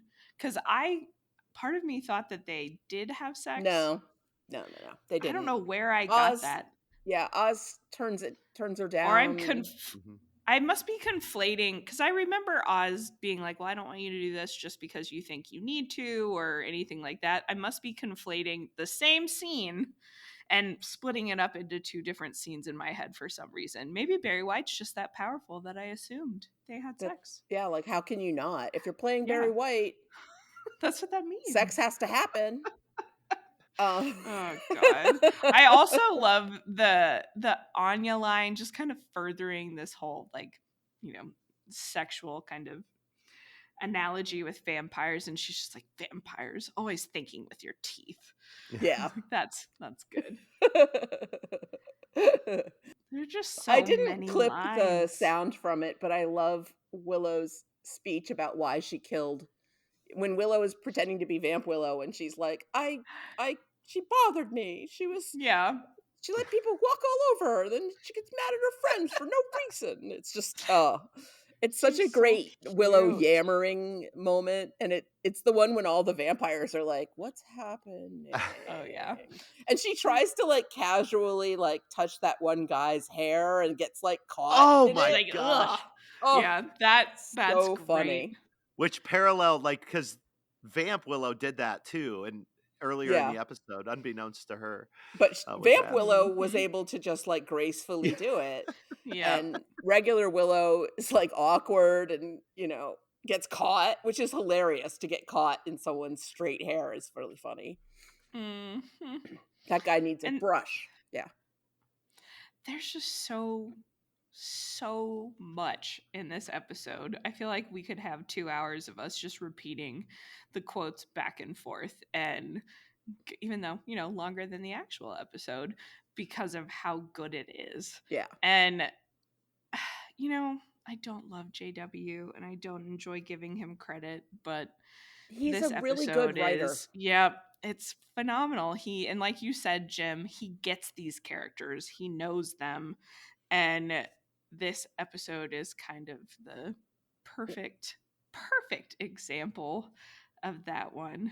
It's so And frustrating how talented he is and how good the writing is because he's such a tool in real yeah, life. And it's like, come on, man. Can you just be a good person and so we can have more awesome content? Like, I know. It does put perspective into like the dark, like how he's constantly writing about dark and light, and how yeah. we talk about how Xander is Joss Whedon, Yeah. in character form, and we talk so much about Oz and Angel in this episode. When they're standing side by side, they're almost the same character. When you were playing that audio, I had to really listen to tell them apart. They're both like on the same tone, but Yeah. you can see probably where Joss Whedon is saying, that's who I am, I'm Xander. And Yeah. those guys, when they're that's who I want to be. I want to be those two. I Yeah. just wish he would have been those two in real life and not Yeah. the other one, because Oz is in many ways perfect. I mean, he has his obvious flaws he can't control, but he's short. Yeah. He's to the point. His quips are very quick and to the point, and He's so he's thoughtful and self-aware. of everyone, of Yeah. absolutely everyone, including the people he doesn't like. If he doesn't like you, he says something really quick to you. Literally, I don't like you, and I'm leaving now because I'm not going to say anything more because I respect. Yeah. So people. yeah. His self-control is off the charts for now. But it's off the charts. It's supernatural. I adore Oz, and that's another spinoff I would have happily watched, is like an Oz spinoff. I would have been happy to see Seth Green, traveling the world as a werewolf or whatever. It would have been very entertaining. Although I gotta say, I'm glad that he went on to do Robot Chicken because it's brilliant. Yeah, that is brilliant. And from the outside, at least, it looks like the funnest thing happening in Hollywood. Like, I think working on Robot Chicken must be a blast. He seems to just call his friends and be like, "Do you want to come over and play with action figures?" And they're like, "Yeah." Like, it just seems great to me. Yeah. I did love too, we did talk about, now I'm just going through like my little mini points that I wrote in my notes.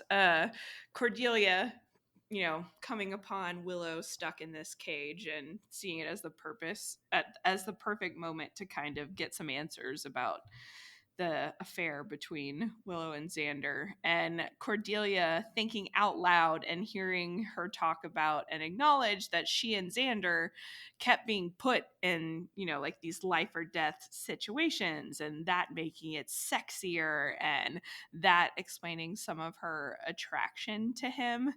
Because I don't know if we'd heard her really go in depth about that before, but it makes so much sense that is why she would have fallen for him and fallen for him hard, because those types of moments are just, they're bonding moments naturally, even if you take out sexual attraction. And then if there is any attraction whatsoever and you're put in that type of situation, it's just going to heighten it. And it's funny that Cordelia gets to have this almost epiphany, and no one else is around to appreciate it or hear it or talk through it with her. It's just Willow, just vampire Willow, sitting there thinking and fantasizing about biting her. Like, because immediately after that portion, I think, is when she's like, "Oh, what? Do I have something on my neck?" And Vamp Willow's like, "Not yet." So it's just kind of funny to me that Cordy gets this almost deep moment where she's having all these self-realizations and nobody's around to hear it and appreciate her. And then she gets to put her tough mask back on, and nobody else gets to see that again, which I guess is good for her in the long run. That's true. And I don't know. I love Cordy.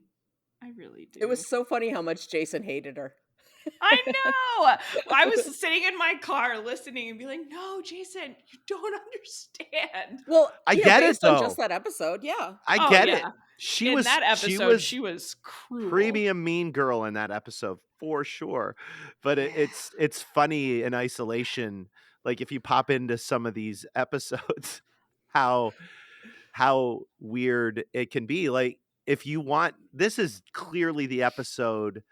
If you're going to show anybody an episode of this series that explains who these characters are, this really is the episode to watch because This you is a kind of good get to one. see all of their sides to some Except extent. really, it's not much of an episode for Buffy or Angel. Oh, They're, that's true. Yeah. you know, they're sort of stock characters at this point, just static, because it's not that's not what the episode is about. And we get, Buffy gets plenty of screen time, Angel gets plenty of screen time, so putting them to the side for this episode makes a lot of sense. But it would be, again, it would be like what Jason with the Zeppo was like, Buffy seems like the most boring character, and it's like, well, yeah, in this episode she is. Yeah. um and she doesn't have much to do in this episode except for grieve Willow and then fight. That's it. That's like her two moments, and that's fine because we know she's going to get real interesting again next week. Oh, Oh gosh. yeah. I'm The not Enemies is prepared. such a good episode. Yeah. It really is. Yeah, I want to just Like- shout out to the music that's playing in the Bronze. The band is Kay's Choice, Kay's and the Choice. song is Virgin State of Mind. And this has made it onto so many of my playlists over the last, Nice. 20, 30 years. And Mm.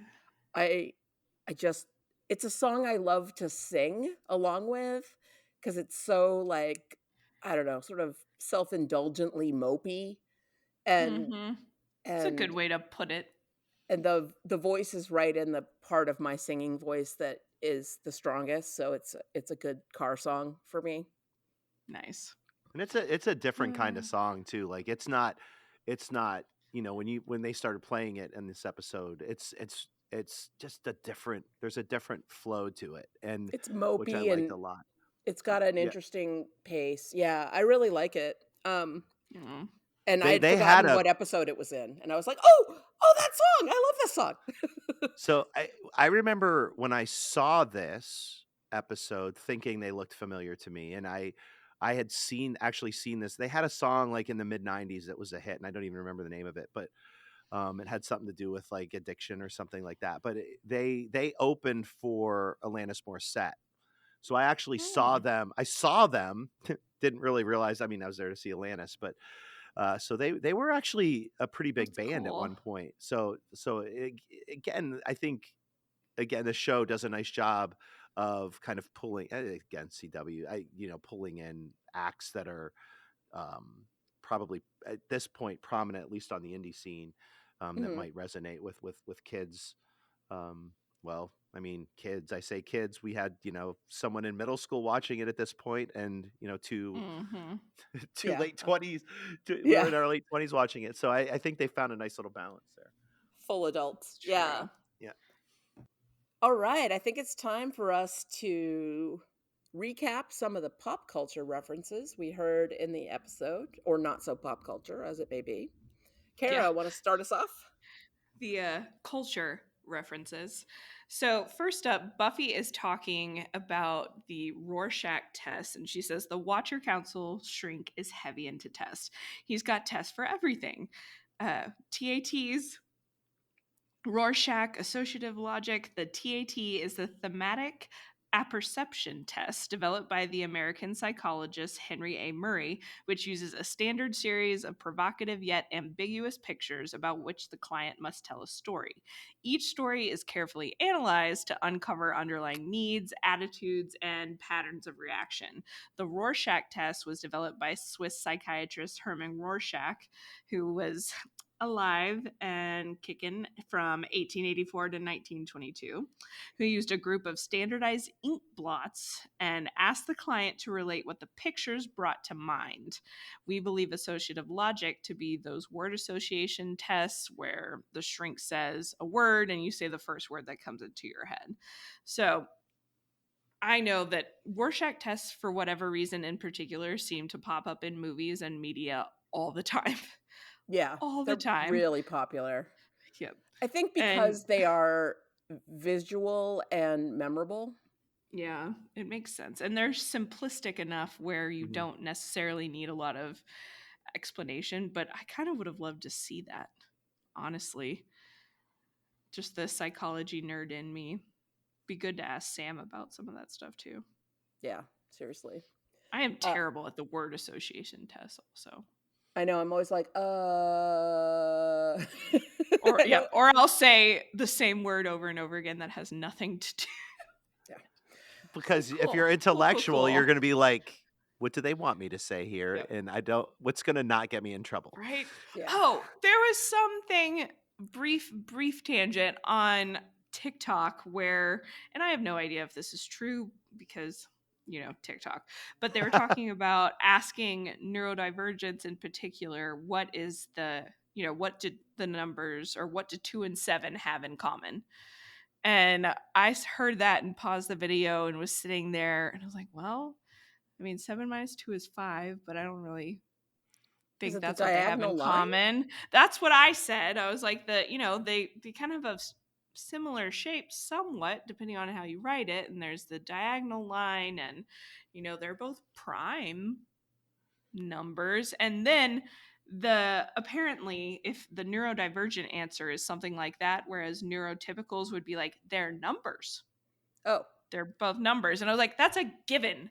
That's Yeah. implied. I was sitting there going off on all of these other tangents. And I was like, I would like to know if that is some sort of legitimate question on an autism assessment, because I've only done ADHD assessment. yeah. And I was very curious about that one. But Interesting. I will geek out about personality tests and all sorts of psychological tests. So I thought that was a fun little tidbit. Interesting. Mhm. The next reference is, and I already mentioned this. Buffy says, "I know Faith's not going to be on the cover of Yeah. Vanity Fair, but she had it rough." This is a play on the magazine title Vanity Fair, which focuses on literature, art, fashion, politics, and, quote, the unusual personality, unquote. Excellent works. photography in Vanity Fair. I Oh, yeah. often don't read the articles and just look at the pictures. Yeah. That's fair. That's like that sounds like Playboy, Yeah. but the opposite. I read it for the articles. Yeah. I just like the pictures. Oh, wait.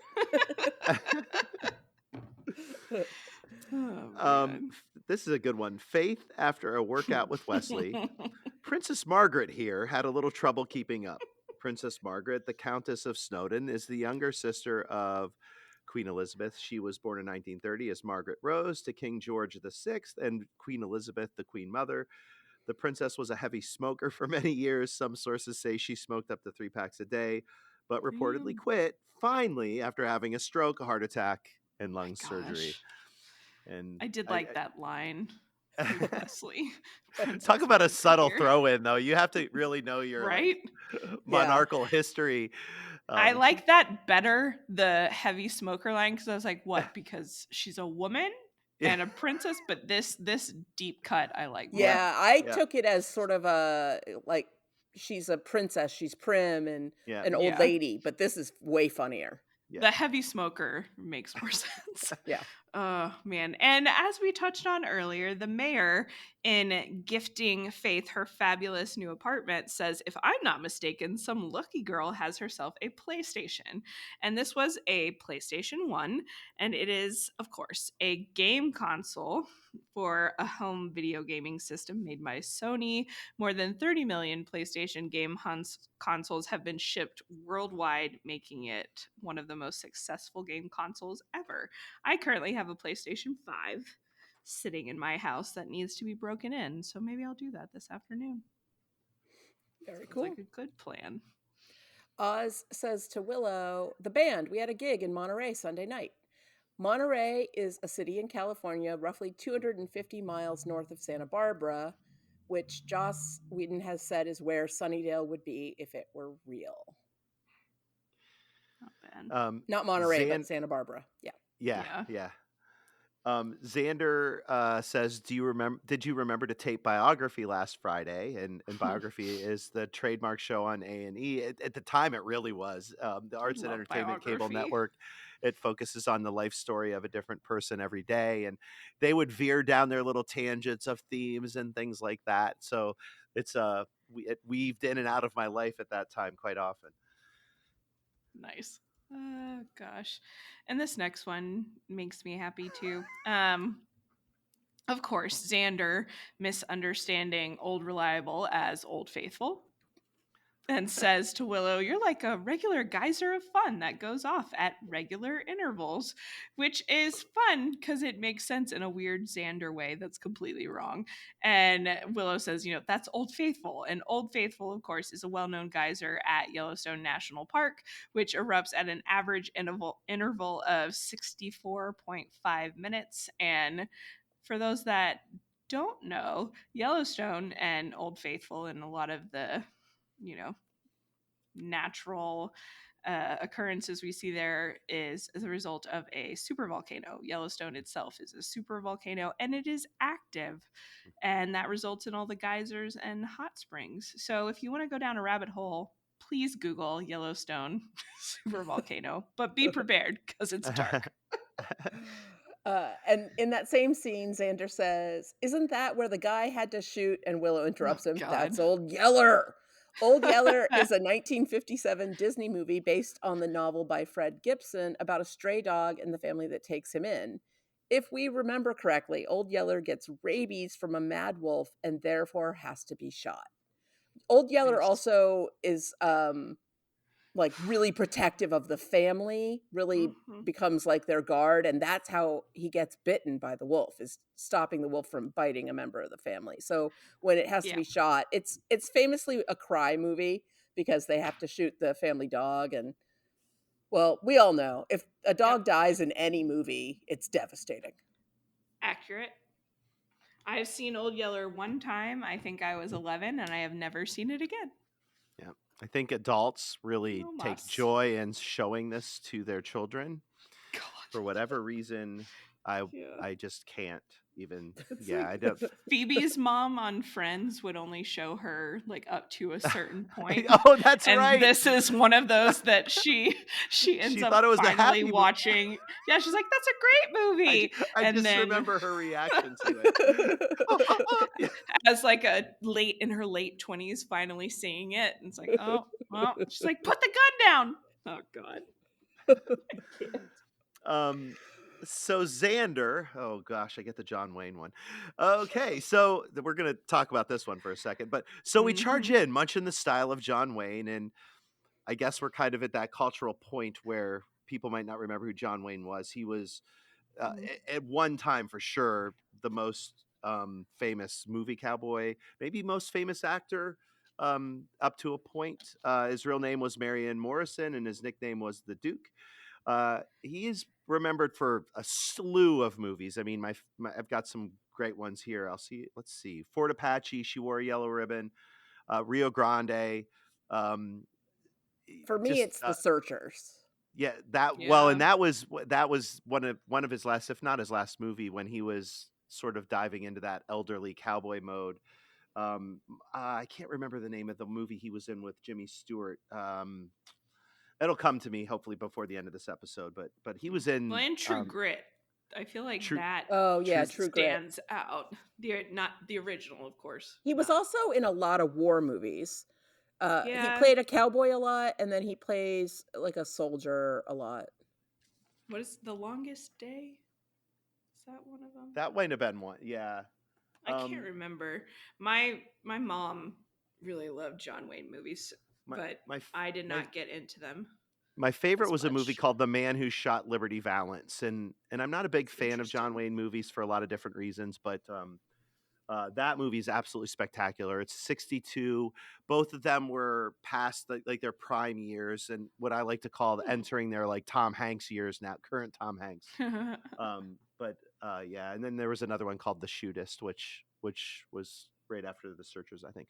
But I'm sorry, I have to throw this in here. Whenever someone mentions John Wayne to me now, and if this makes anyone mad, I apologize. Not really, but I think of if you've ever seen the movie The Birdcage, Robin Williams is trying to get Nathan Lane to.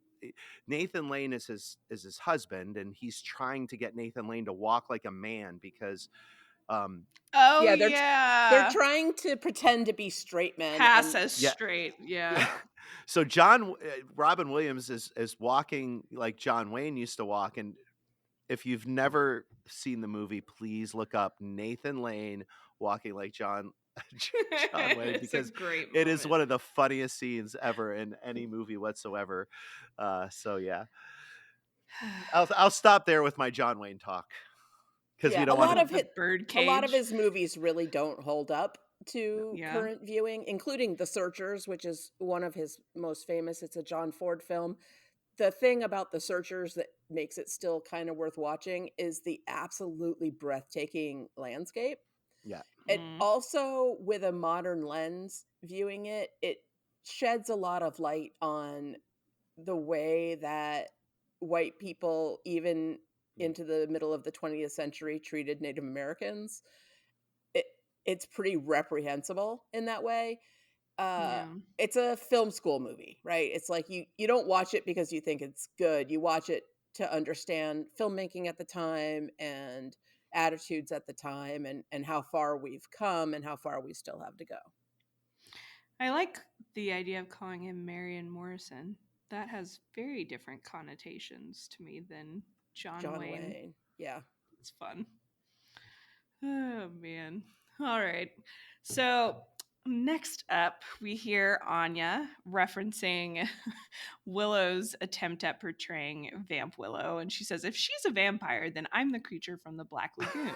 Of course, Creature from the Black Lagoon originally is a 1954 horror movie about a prehistoric gill man in the legendary Black Lagoon. Explorers capture the mysterious creature, but it breaks free. The gill man returns to kidnap the lovely Kay, fiancée of one of the members of the expedition with whom it has fallen in love. This was also referenced in Go Fish. I just think of gosh, it was that book, The Teacher from the Black Lagoon, was really popular I when don't know that. That's funny. I was younger. It was a I great one. am so tired of the trope of monster falls in love with human woman. Uh-huh. You know, it's Mm-hmm. King Kong. But if you've Yeah. never watched the show The Other Two on HBO, they use yeah. that trope to great comedic effect. Ugh. And I I mean, won't give away spoilers, but that monster show is so funny. falls in love with human women or woman. We've got vampires galore Yeah. doing that But when too. it's like not even a humanoid monster, when it's Yeah. like King Kong, it really bugs me. It's like, Just a little bestial. yeah, and like, oh, because humans are so much better that even animals will love women that are I don't know, it's problematic in multiple ways. It's a little weird. Yep. All right, time for some trivia. Before Allison Hannigan was dating now husband Alexis Denisoff, and she already had a huge crush on him. In the scene with Wish vs. Willow, Cordelia and Wesley in the bathroom, Wesley waves around a bottle of holy water to ward Willow off. While he was taking it out, he made a noise like that made Allison crack up for multiple takes. Allison said in an EW interview in October of 2005, "I was in the Vampire Willow outfit and Alexis had some holy water and he made this noise like and it just cracked me up. I had such a crush on him." It's cute. Aw. That's really cute. Every time I watch this season, I think of those two. I love the Yeah. fact that I remember watching this episode 3 weeks ago thinking, "Oh, yeah." So Yeah, they're I gonna love get together. Oh. Joss Whedon and Allison Hannigan named this as one of their favorite episodes. Stunt double Sophia Crawford, who was Allison Hannigan's stunt double, obviously named it as her favorite. Makes perfect sense. Like this, gosh, when was the last Willow-centric episode? I don't know if there is one that is There- as Willow-centric as this. Maybe is Robbie the interesting. robot. Gingerbread and yeah, kind of, Maybe, you know. but everyone I can think of, like I thought, because I was on Phases, which is really Oz centric. Yeah. And then there was the Halloween one where she was the ghost, but that was Yeah. and That was some an ensemble. This is really yeah. the most Willow-centric episode so far. I think she gets so far, yeah, there's more, you know, later on in the series, but Yeah, this one yes. stands out. Well, and maybe this is the one where Joss was like, "Oh boy, like we're missing something This here." is But yeah, gold. it makes sense that this. I mean, this might be my favorite too. Who knows? Mm-hmm. I can't wait till we rank someday. Yeah, I know. it's gonna be hard. Just so good. A deleted scene that we missed out on was Devin offering Angel a different career track, and he said, "Hey man, how'd you like to be our roadie?" And Angel said, "Less than you'd think." Kind of enjoyed seeing that. That sounds pretty. Yeah, that sounds very classic Devin. Just like read Right? the room, man. Because he probably even said it like while all the vampire stuff was going on. Probably like in the middle, and Angel's just like, what the hell? In another deleted scene, Xander says, "It's all my fault." And Giles says, "What makes you say that?" And Xander, "I don't know, statistical probability." I love that. It's a really good line. I kind of wish we had gotten that one. Right. Especially between Giles and Xander. It's just like, oh yeah, sounds about right.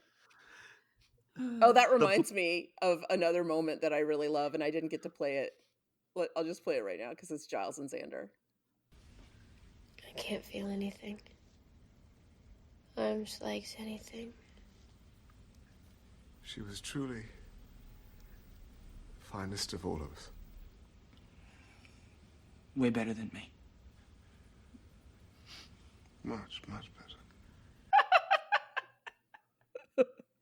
Much, much better. That's great. It's just like, yep. Mm-hmm. Mm-hmm. So good. The Buffy makeup team initially called DeHoffer and Mr. Hodgepodge because he was made by using pieces from The Judge, the Demon of, say that for me. Jay, that's what I thought. And Pete from Beauty and the Beasts. Did you give me that one on purpose because my last name is Pete? I mean, I did think about it. I'm not gonna lie. Yeah. Let's see. Next up, Andy. Is it Umberger or Umberger? Umberger. Umberger. Umberger. That makes me think of Steve Martin's Pink Panther, and the only line I can remember from that entire thing. Anyway, he played the recurring role of Anya's boss, DeHoffer, and he appeared twice more in Joss Whedon's shows. He also played Dr. Ronald Meltzer in the Angel episode I Fall to Pieces, and he played Dortmunder Captain in the Firefly episode Serenity. Andy has also been in First Daughter with Mark Blucas, aka Riley, Coach Carter, Friends, The West Wing, ER, Seventh Heaven, The X-Files, NYPD Blue, Zoe, Duncan, Jack and Jane, and Bull. So quite a few characters in TV shows. That character in Angel is incredibly creepy. I didn't realize it was the same actor. I didn't either. That's gonna be fun. He's been in a ton of stuff. I mean, he was in the Rum Diaries, and he was really good as a character in that. I think Mr. Green in the Rum Diaries. He was also in The Accountant, which I really I have mixed feelings about that movie. With The Accountant? Yeah, I really enjoyed it as an action film and sort of a thriller, but I really question whether or not the depiction of a person with autism was remotely politically correct. Well, Accountant 2 will be coming out soon, so we can maybe have a conversation about that. That's a little more fresh. Man. Exactly.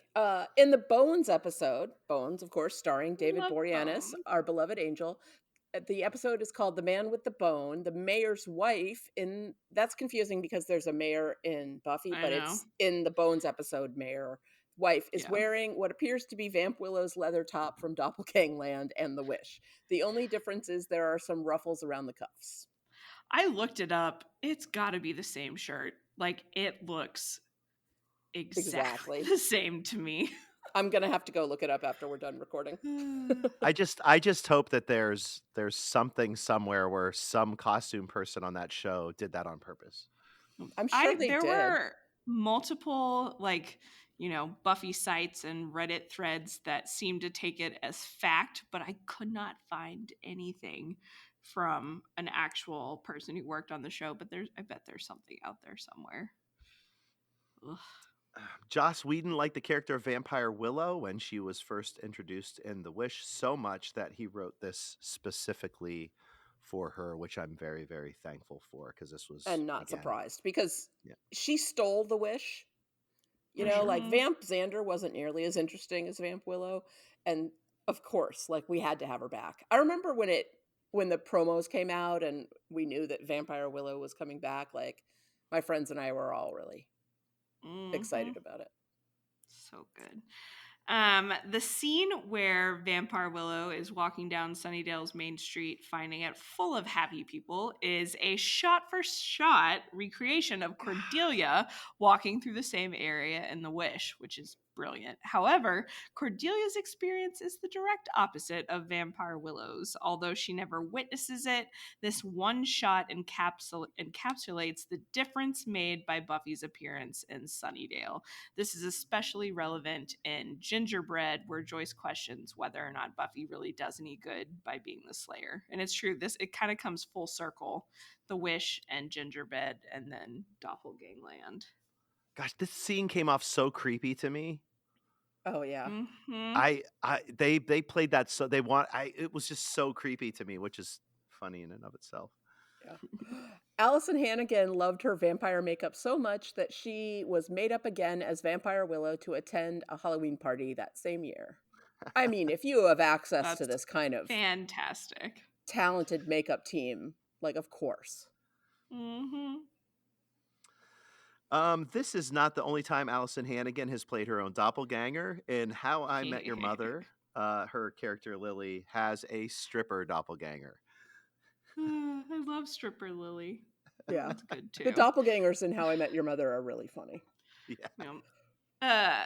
This next one, I was not sure how I felt about including it, but if I had to read it, I feel like all of you need to listen to it as well. So, Vampire Willow, as we hear in the episode, comments that in her world, there are people in change and we can ride them like ponies. And according to Kelly A. Manners, who I believe is that a writer or a producer maybe on Angel, said that Joss Whedon would occasionally get down on all fours and give Allison Hannigan and Sarah Michelle Gellar pony rides around the production office. And I did not know how to process that tidbit. That is very uncomfortable. It's incredibly disturbing to me. And I did not Google it further because I didn't want to think about it much more. But now I'm curious to see if they ever commented on that, because I cannot imagine it would be Allison Hannigan and Sarah Michelle Gellar driving that activity. Okay, that brings us to the part of the episode where I ask this question, and I already know the answers. Does it still slay? Jim? I mean, spoiler alert. Come on. This slays way more than I thought it would slay. This is the most slaying of slayful episodes. I was listening to you guys with Jason, and it's occurred to me that at some point I need to pick an episode that I don't like. Is there? Yeah. So but this one particular slays of any of the episodes that I've rewatched up to this point, and I'm a few ahead. This is far and away the one that slays the most for me so far. Kara? I agree. I think it 100% still slays. And there are, other episodes in the future that might end up bumping this one as my favorite, but it really has everything I love about Buffy for the most part all in one episode. There's one in the future that has everything I love about Buffy and Spike that I think is going to remain my number one, but this is Buffy at its best in what is arguably its best season. So definitely still slays.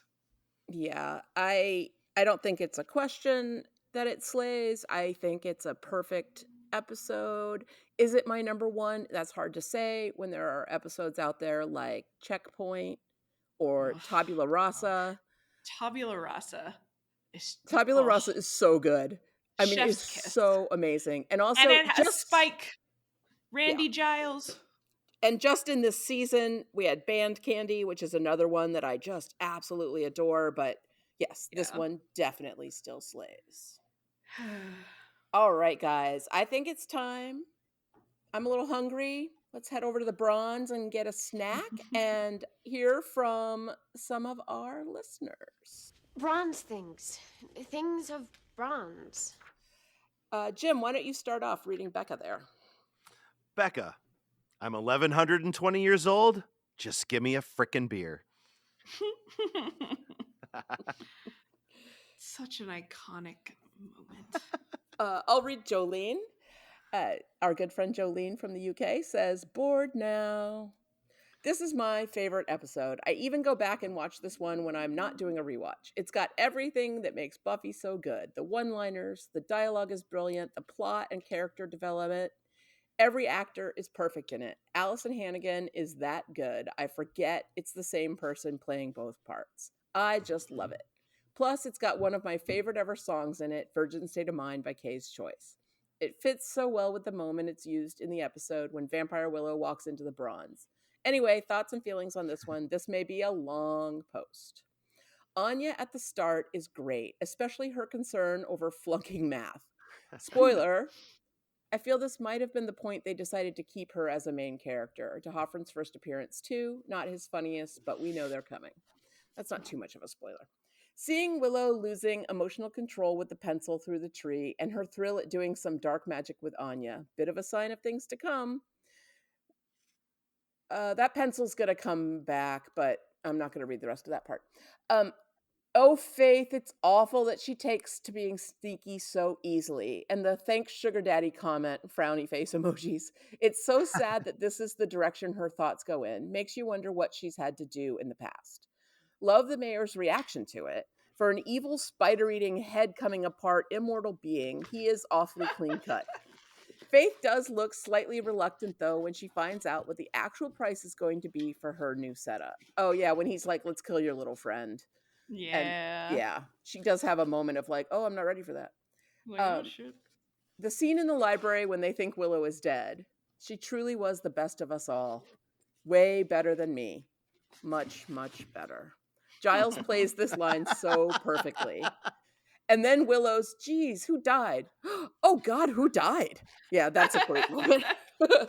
Angel coming to tell them Willow is dead, and the, hey, Willow, wait a second, double take makes me laugh every time. Yeah, and then they're like, we're right there with you, big guy. Willow interacting with herself is so good. This just can't get any more disturbing. It's great that they had the part at the beginning where she's called Old Reliable or Old Yeller, and she's now facing up to an incarnation of what she could be like. Her pretending to be Vampire Willow and walking into the Bronze is brilliant. The little wobble on the heels. And the look Oz gives when she does the little wave, heart eyes emoji. You can see how uncomfortable she is pretending to be the complete opposite of herself, but after everything that happened earlier in the episode, there has to be a part of her that's loving it. The iconic, and I think I'm kind of gay. Cordelia confronting, quote unquote, Willow while she's locked in the cage. Cordelia, I'm very sorry. I realize I was wrong. I'll never steal your boyfriend again. Laugh cry emoji. It is kind of ironic, though, that it's the immoral Vampire Willow who Cordelia finally gets the apology from, and not actual Willow who did the cheating. Wesley running straight to help Cordelia when he hears her scream is a step up from his total cowardice when confronted with Balthazar. That's more like the Wesley we come to know.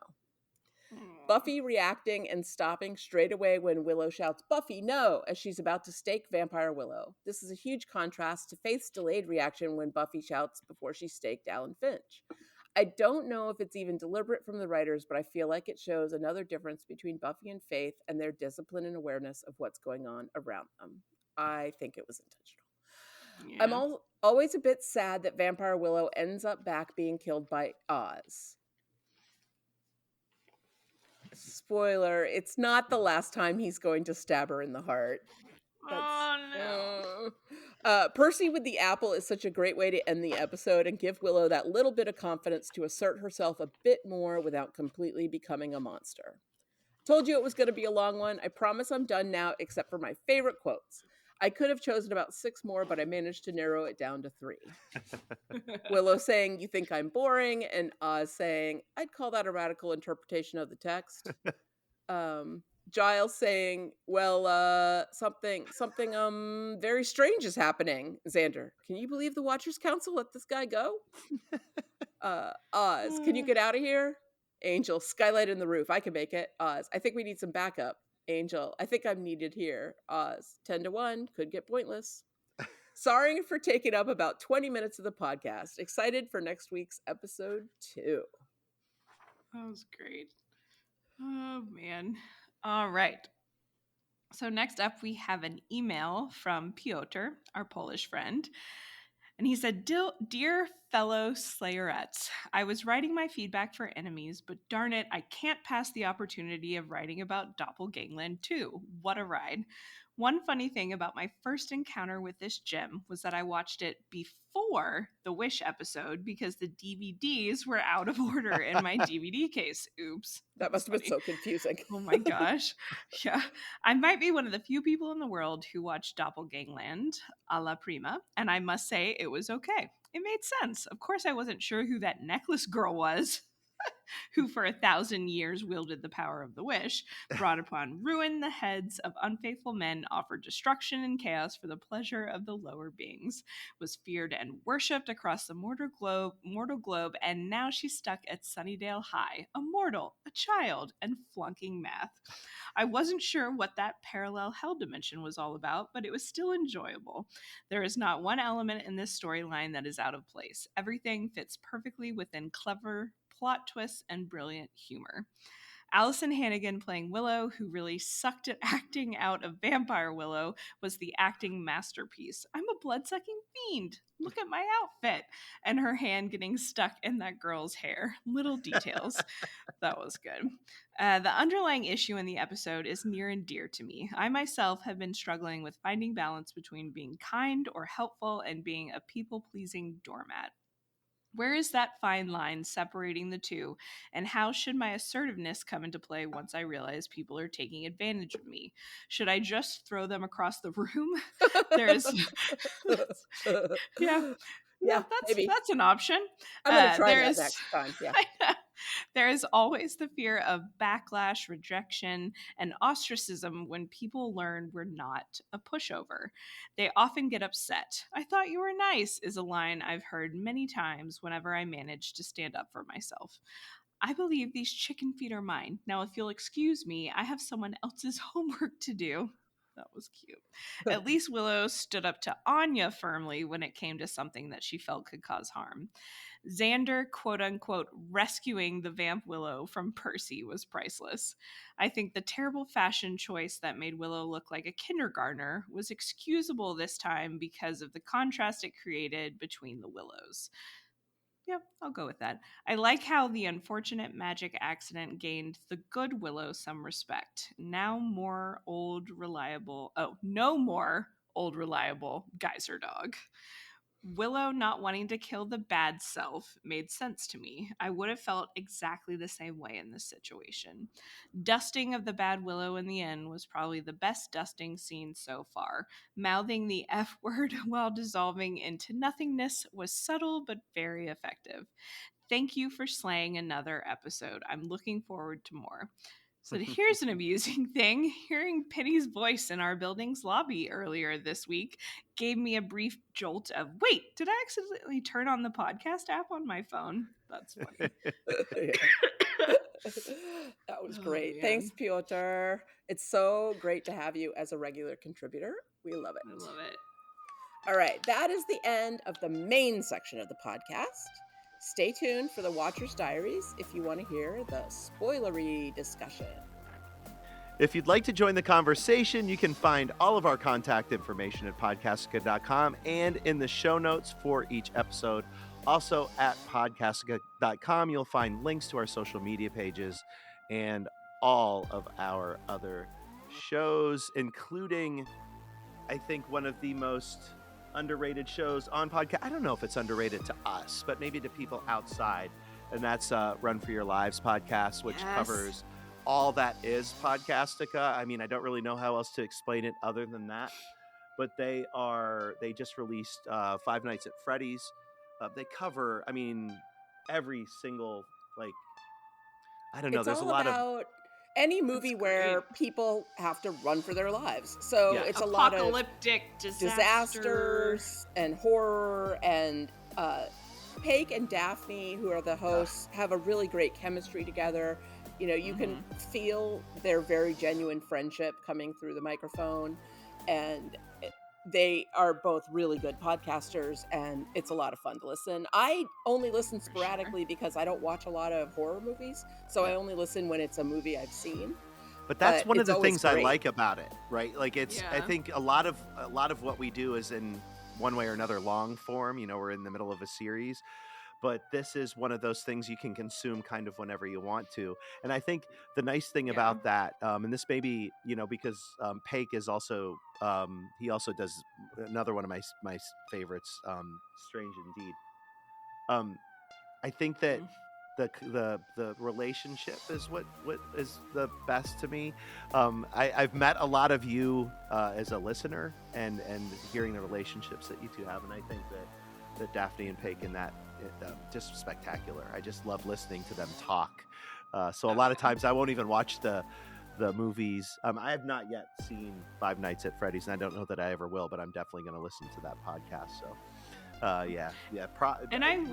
props to the relationship between the two. Oh, yeah. And I will say that podcast, you know, they fairly recently, and I say recently, probably the last 2 years, they have crossed more into some horror movies. It's primarily focused on horror, but when it started out, it was a lot of the apocalyptic, like, disaster type movies, and I went all in when they covered like Volcano and Dante's Peak and Armageddon. I love those kind of movies. Yes, Love them. like I am obsessed, you know, and I think we all have that in common with podcasting. Like, we all originally, for the most part, got drawn in with Walking Dead, which is post-apocalyptic. So when they first started out and they had, you know, San Andreas and, you know, all these other great disaster movies, that's when I got really sucked in. So even if you're not super into horror, give some of their older episodes a try, because they do a great job covering specifically Tremors. Those. They that was awesome. Oh, and Daphne is a Jurassic Park super fan, and so they've covered like all the Jurassic Park movies, and it's so fun to listen to somebody who loves that series so much. And they're the same with Tremors. It's great. It's really great. I'll just take a minute to plug Welcome to the Apocalypse. It's not your usual podcast from Podcastica because it's original fiction. It's an improv comedy podcast about 3 wacky characters making their way through an apocalyptic wasteland, and they have, you know, they meet people along the way, and I have guested on it, which was one of the funnest experiences I've had in years. And it's just really silly, and the production quality is really good. I know Randy is the editor, and he puts a ton of work into post-production and like sound effects and things like that, and it just makes it a really enjoyable like 40 minutes of listening. And the season finale is coming up. There's been 8 episodes so far. Season 9 is going to be out soon, and then the season finale will be, episode 9 will be out soon, and the season finale will be episode 10. And then I guess they'll take a break, and we'll see. But I recommend it if you need something lighthearted and goofy. Nice. Very nice. Well, can I just say this? So y'all need to listen to The Last of Us proper too, because that was my way back in 2010. I started listening to well, it wasn't even Podcastica back then. It was just the Walking Dead cast. And I started listening to it because of a movie, not even, I mean, The Walking Dead hadn't even started, but they were doing The Mist, which... their coverage of that was awesome too. So I just started listening to it. I'm not a zombie guy, but I became a zombie guy because of it. But Sorry, I know, yes, I'm sorry. I hear Randy going, I'm a zombie guy. That's just now part of my life. That's a deep cut for our other Zed head. Yeah, so here's the reason why I'm plugging that. So here's I've never been on that podcast before. I've done, but like I'm gonna be on it in a couple of weeks for Civil War. So I'm doing a movie, which was kind of my bridge into it. I'm doing what I think is a movie in the similar vein. It's this kind of, I don't know. Well, you'll have to listen to the podcast to find out. But the level of excitement I have to be on that show is very high. It's That's very awesome. high, so. It's the Cast of Us. Used to be called Walking Dead Cast. I know that can make it a little confusing when you're looking for it, but those two are the same. Yes. All right. And as always, if you like what we do, give us a 5-star rating, a review, or a like, follow, and subscribe. We always appreciate it. And next time, tune in because we'll be covering Season 3, Episode 17, Enemies. Thanks, everyone. And... did you find the girl? Yep, I did. Where is she? I killed her and sucked her blood, as we vampires do. All right, that's the end of the non-spoiler section. If you want to avoid spoilers, you should stop listening right now. All right, on to spoilery stuff and things in the spoiler section, also known as the Watcher's Diaries.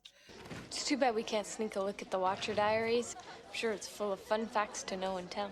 Yeah. That's too bad. That stuff is private. Also, Giles keeps them in his office, in his personal files. Most importantly, it would be wrong. Oh my god. All right, first of all, Anya becomes a major character. We see her come back at the end of this season, and then in season 4, she becomes a full-time character. And she is she's good for like just so many funny lines. She is hilarious. She's hilarious. She is known for being incredibly blunt and direct with her opinions, and also because she was a demon for 1100 years, she doesn't really understand human conventions, so she doesn't really get manners or traditions, and it puts her in a place not only to be very funny but also to prompt useful exposition from time to time, which is helpful. It's so good. She's a lot of fun. And she also has a lot of experience from being a demon that comes in useful for the gang sometimes, which is great. Mm-hmm. And, she helps Xander grow quite a bit. That's for sure. Yeah. But Anya as a character, I don't know. She's just so compelling. And like we talked about, she fits in so seamlessly. And we're still not quite sure if is she bad? Is she good? Like, what are we supposed to think of her?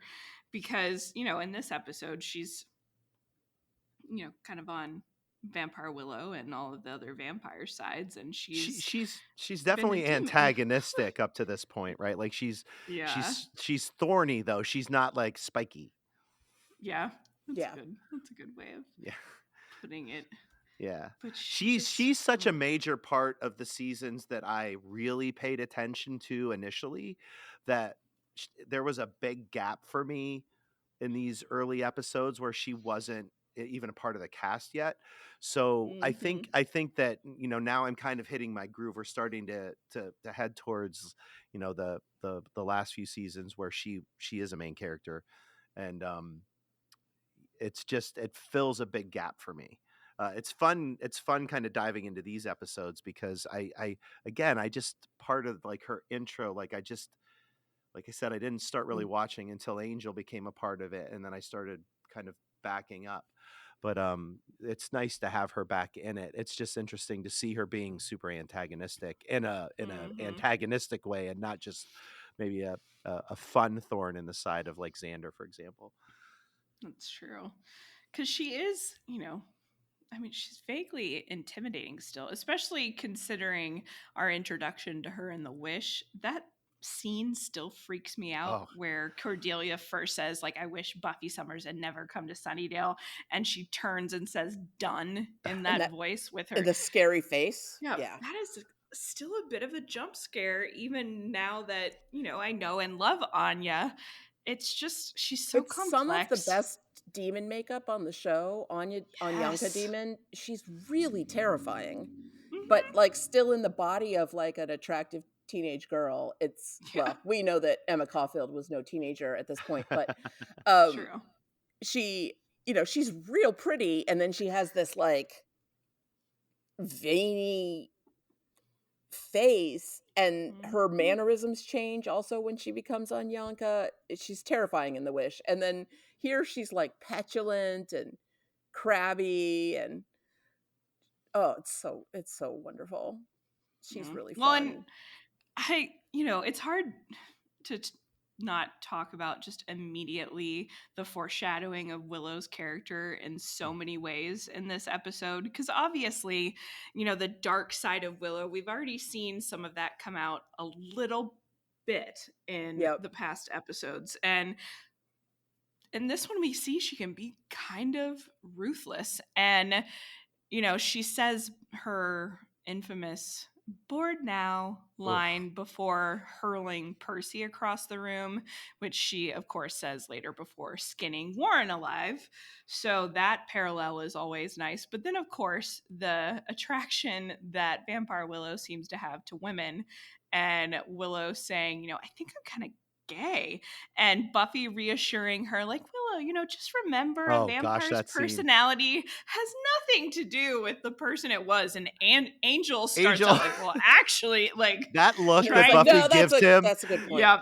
He's just like, yep, shut up. And she also says it, we talked about this competing with Tabula Rasa as the top one. She says it again, I think I'm kind of gay in Tabula Rasa, when their memories are wiped. And it's just such a fun callback. And it's so fun seeing Willow kind of discover herself and grow, knowing the implications for the future, because Dark Willow is an excellent villain.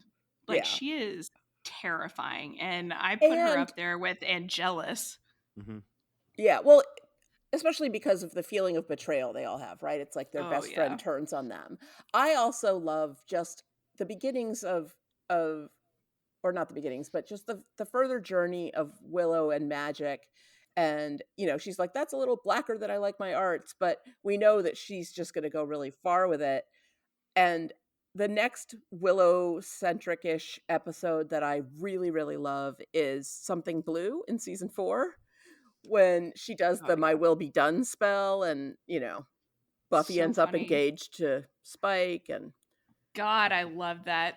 Giles And when goes Xander, blind. and Xander, can I be blind too? Yeah. Everything about that episode, I can't wait. I love that episode so much. It's so funny. Every time we talk about spoilers, I want to go watch ahead, but I have not done it, and I won't do it. But in particular, Something Blue and Tabula Rasa, those are... those are some of my all-time favorites. Excellent. What are some other spoilery things? I mean, we're going to see a lot more from Faith and the mayor, and that paternal relationship is going to grow and deepen to the point that it becomes his only weakness. In Graduation Day Part 2, Buffy is able to use his love of Faith against him, which is pretty amazing because he's a giant snake demon. Yeah. Oh, yeah. Well, and Willow's magical powers growing, that is definitely something that goes along. Because we talked about before the pencil levitating in particular, and the progress we see her make with that. And in this one, as she's letting her emotions kind of get the better of her, getting upset and worked up about Faith, and it's spinning, and the pencil, shoots and impales the tree, really shows what happens when Willow gets even more powerful and lets those negative emotions take over. But Because she's super naive with it, and Yeah. she when she's talking with Anya about, can we pretend that it's dark? Like there's a very she can do it, and she wants to be good at it, but she's not really correlating the darkness that comes with it, and she can't control her emotions. I mean, I'm It's I'm so not going to throw any. believable for a teenager Yeah, who gets their hands on some power and doesn't see the consequences that could result. I mean, I think if I had had access to magical powers, I would have done the exact same thing.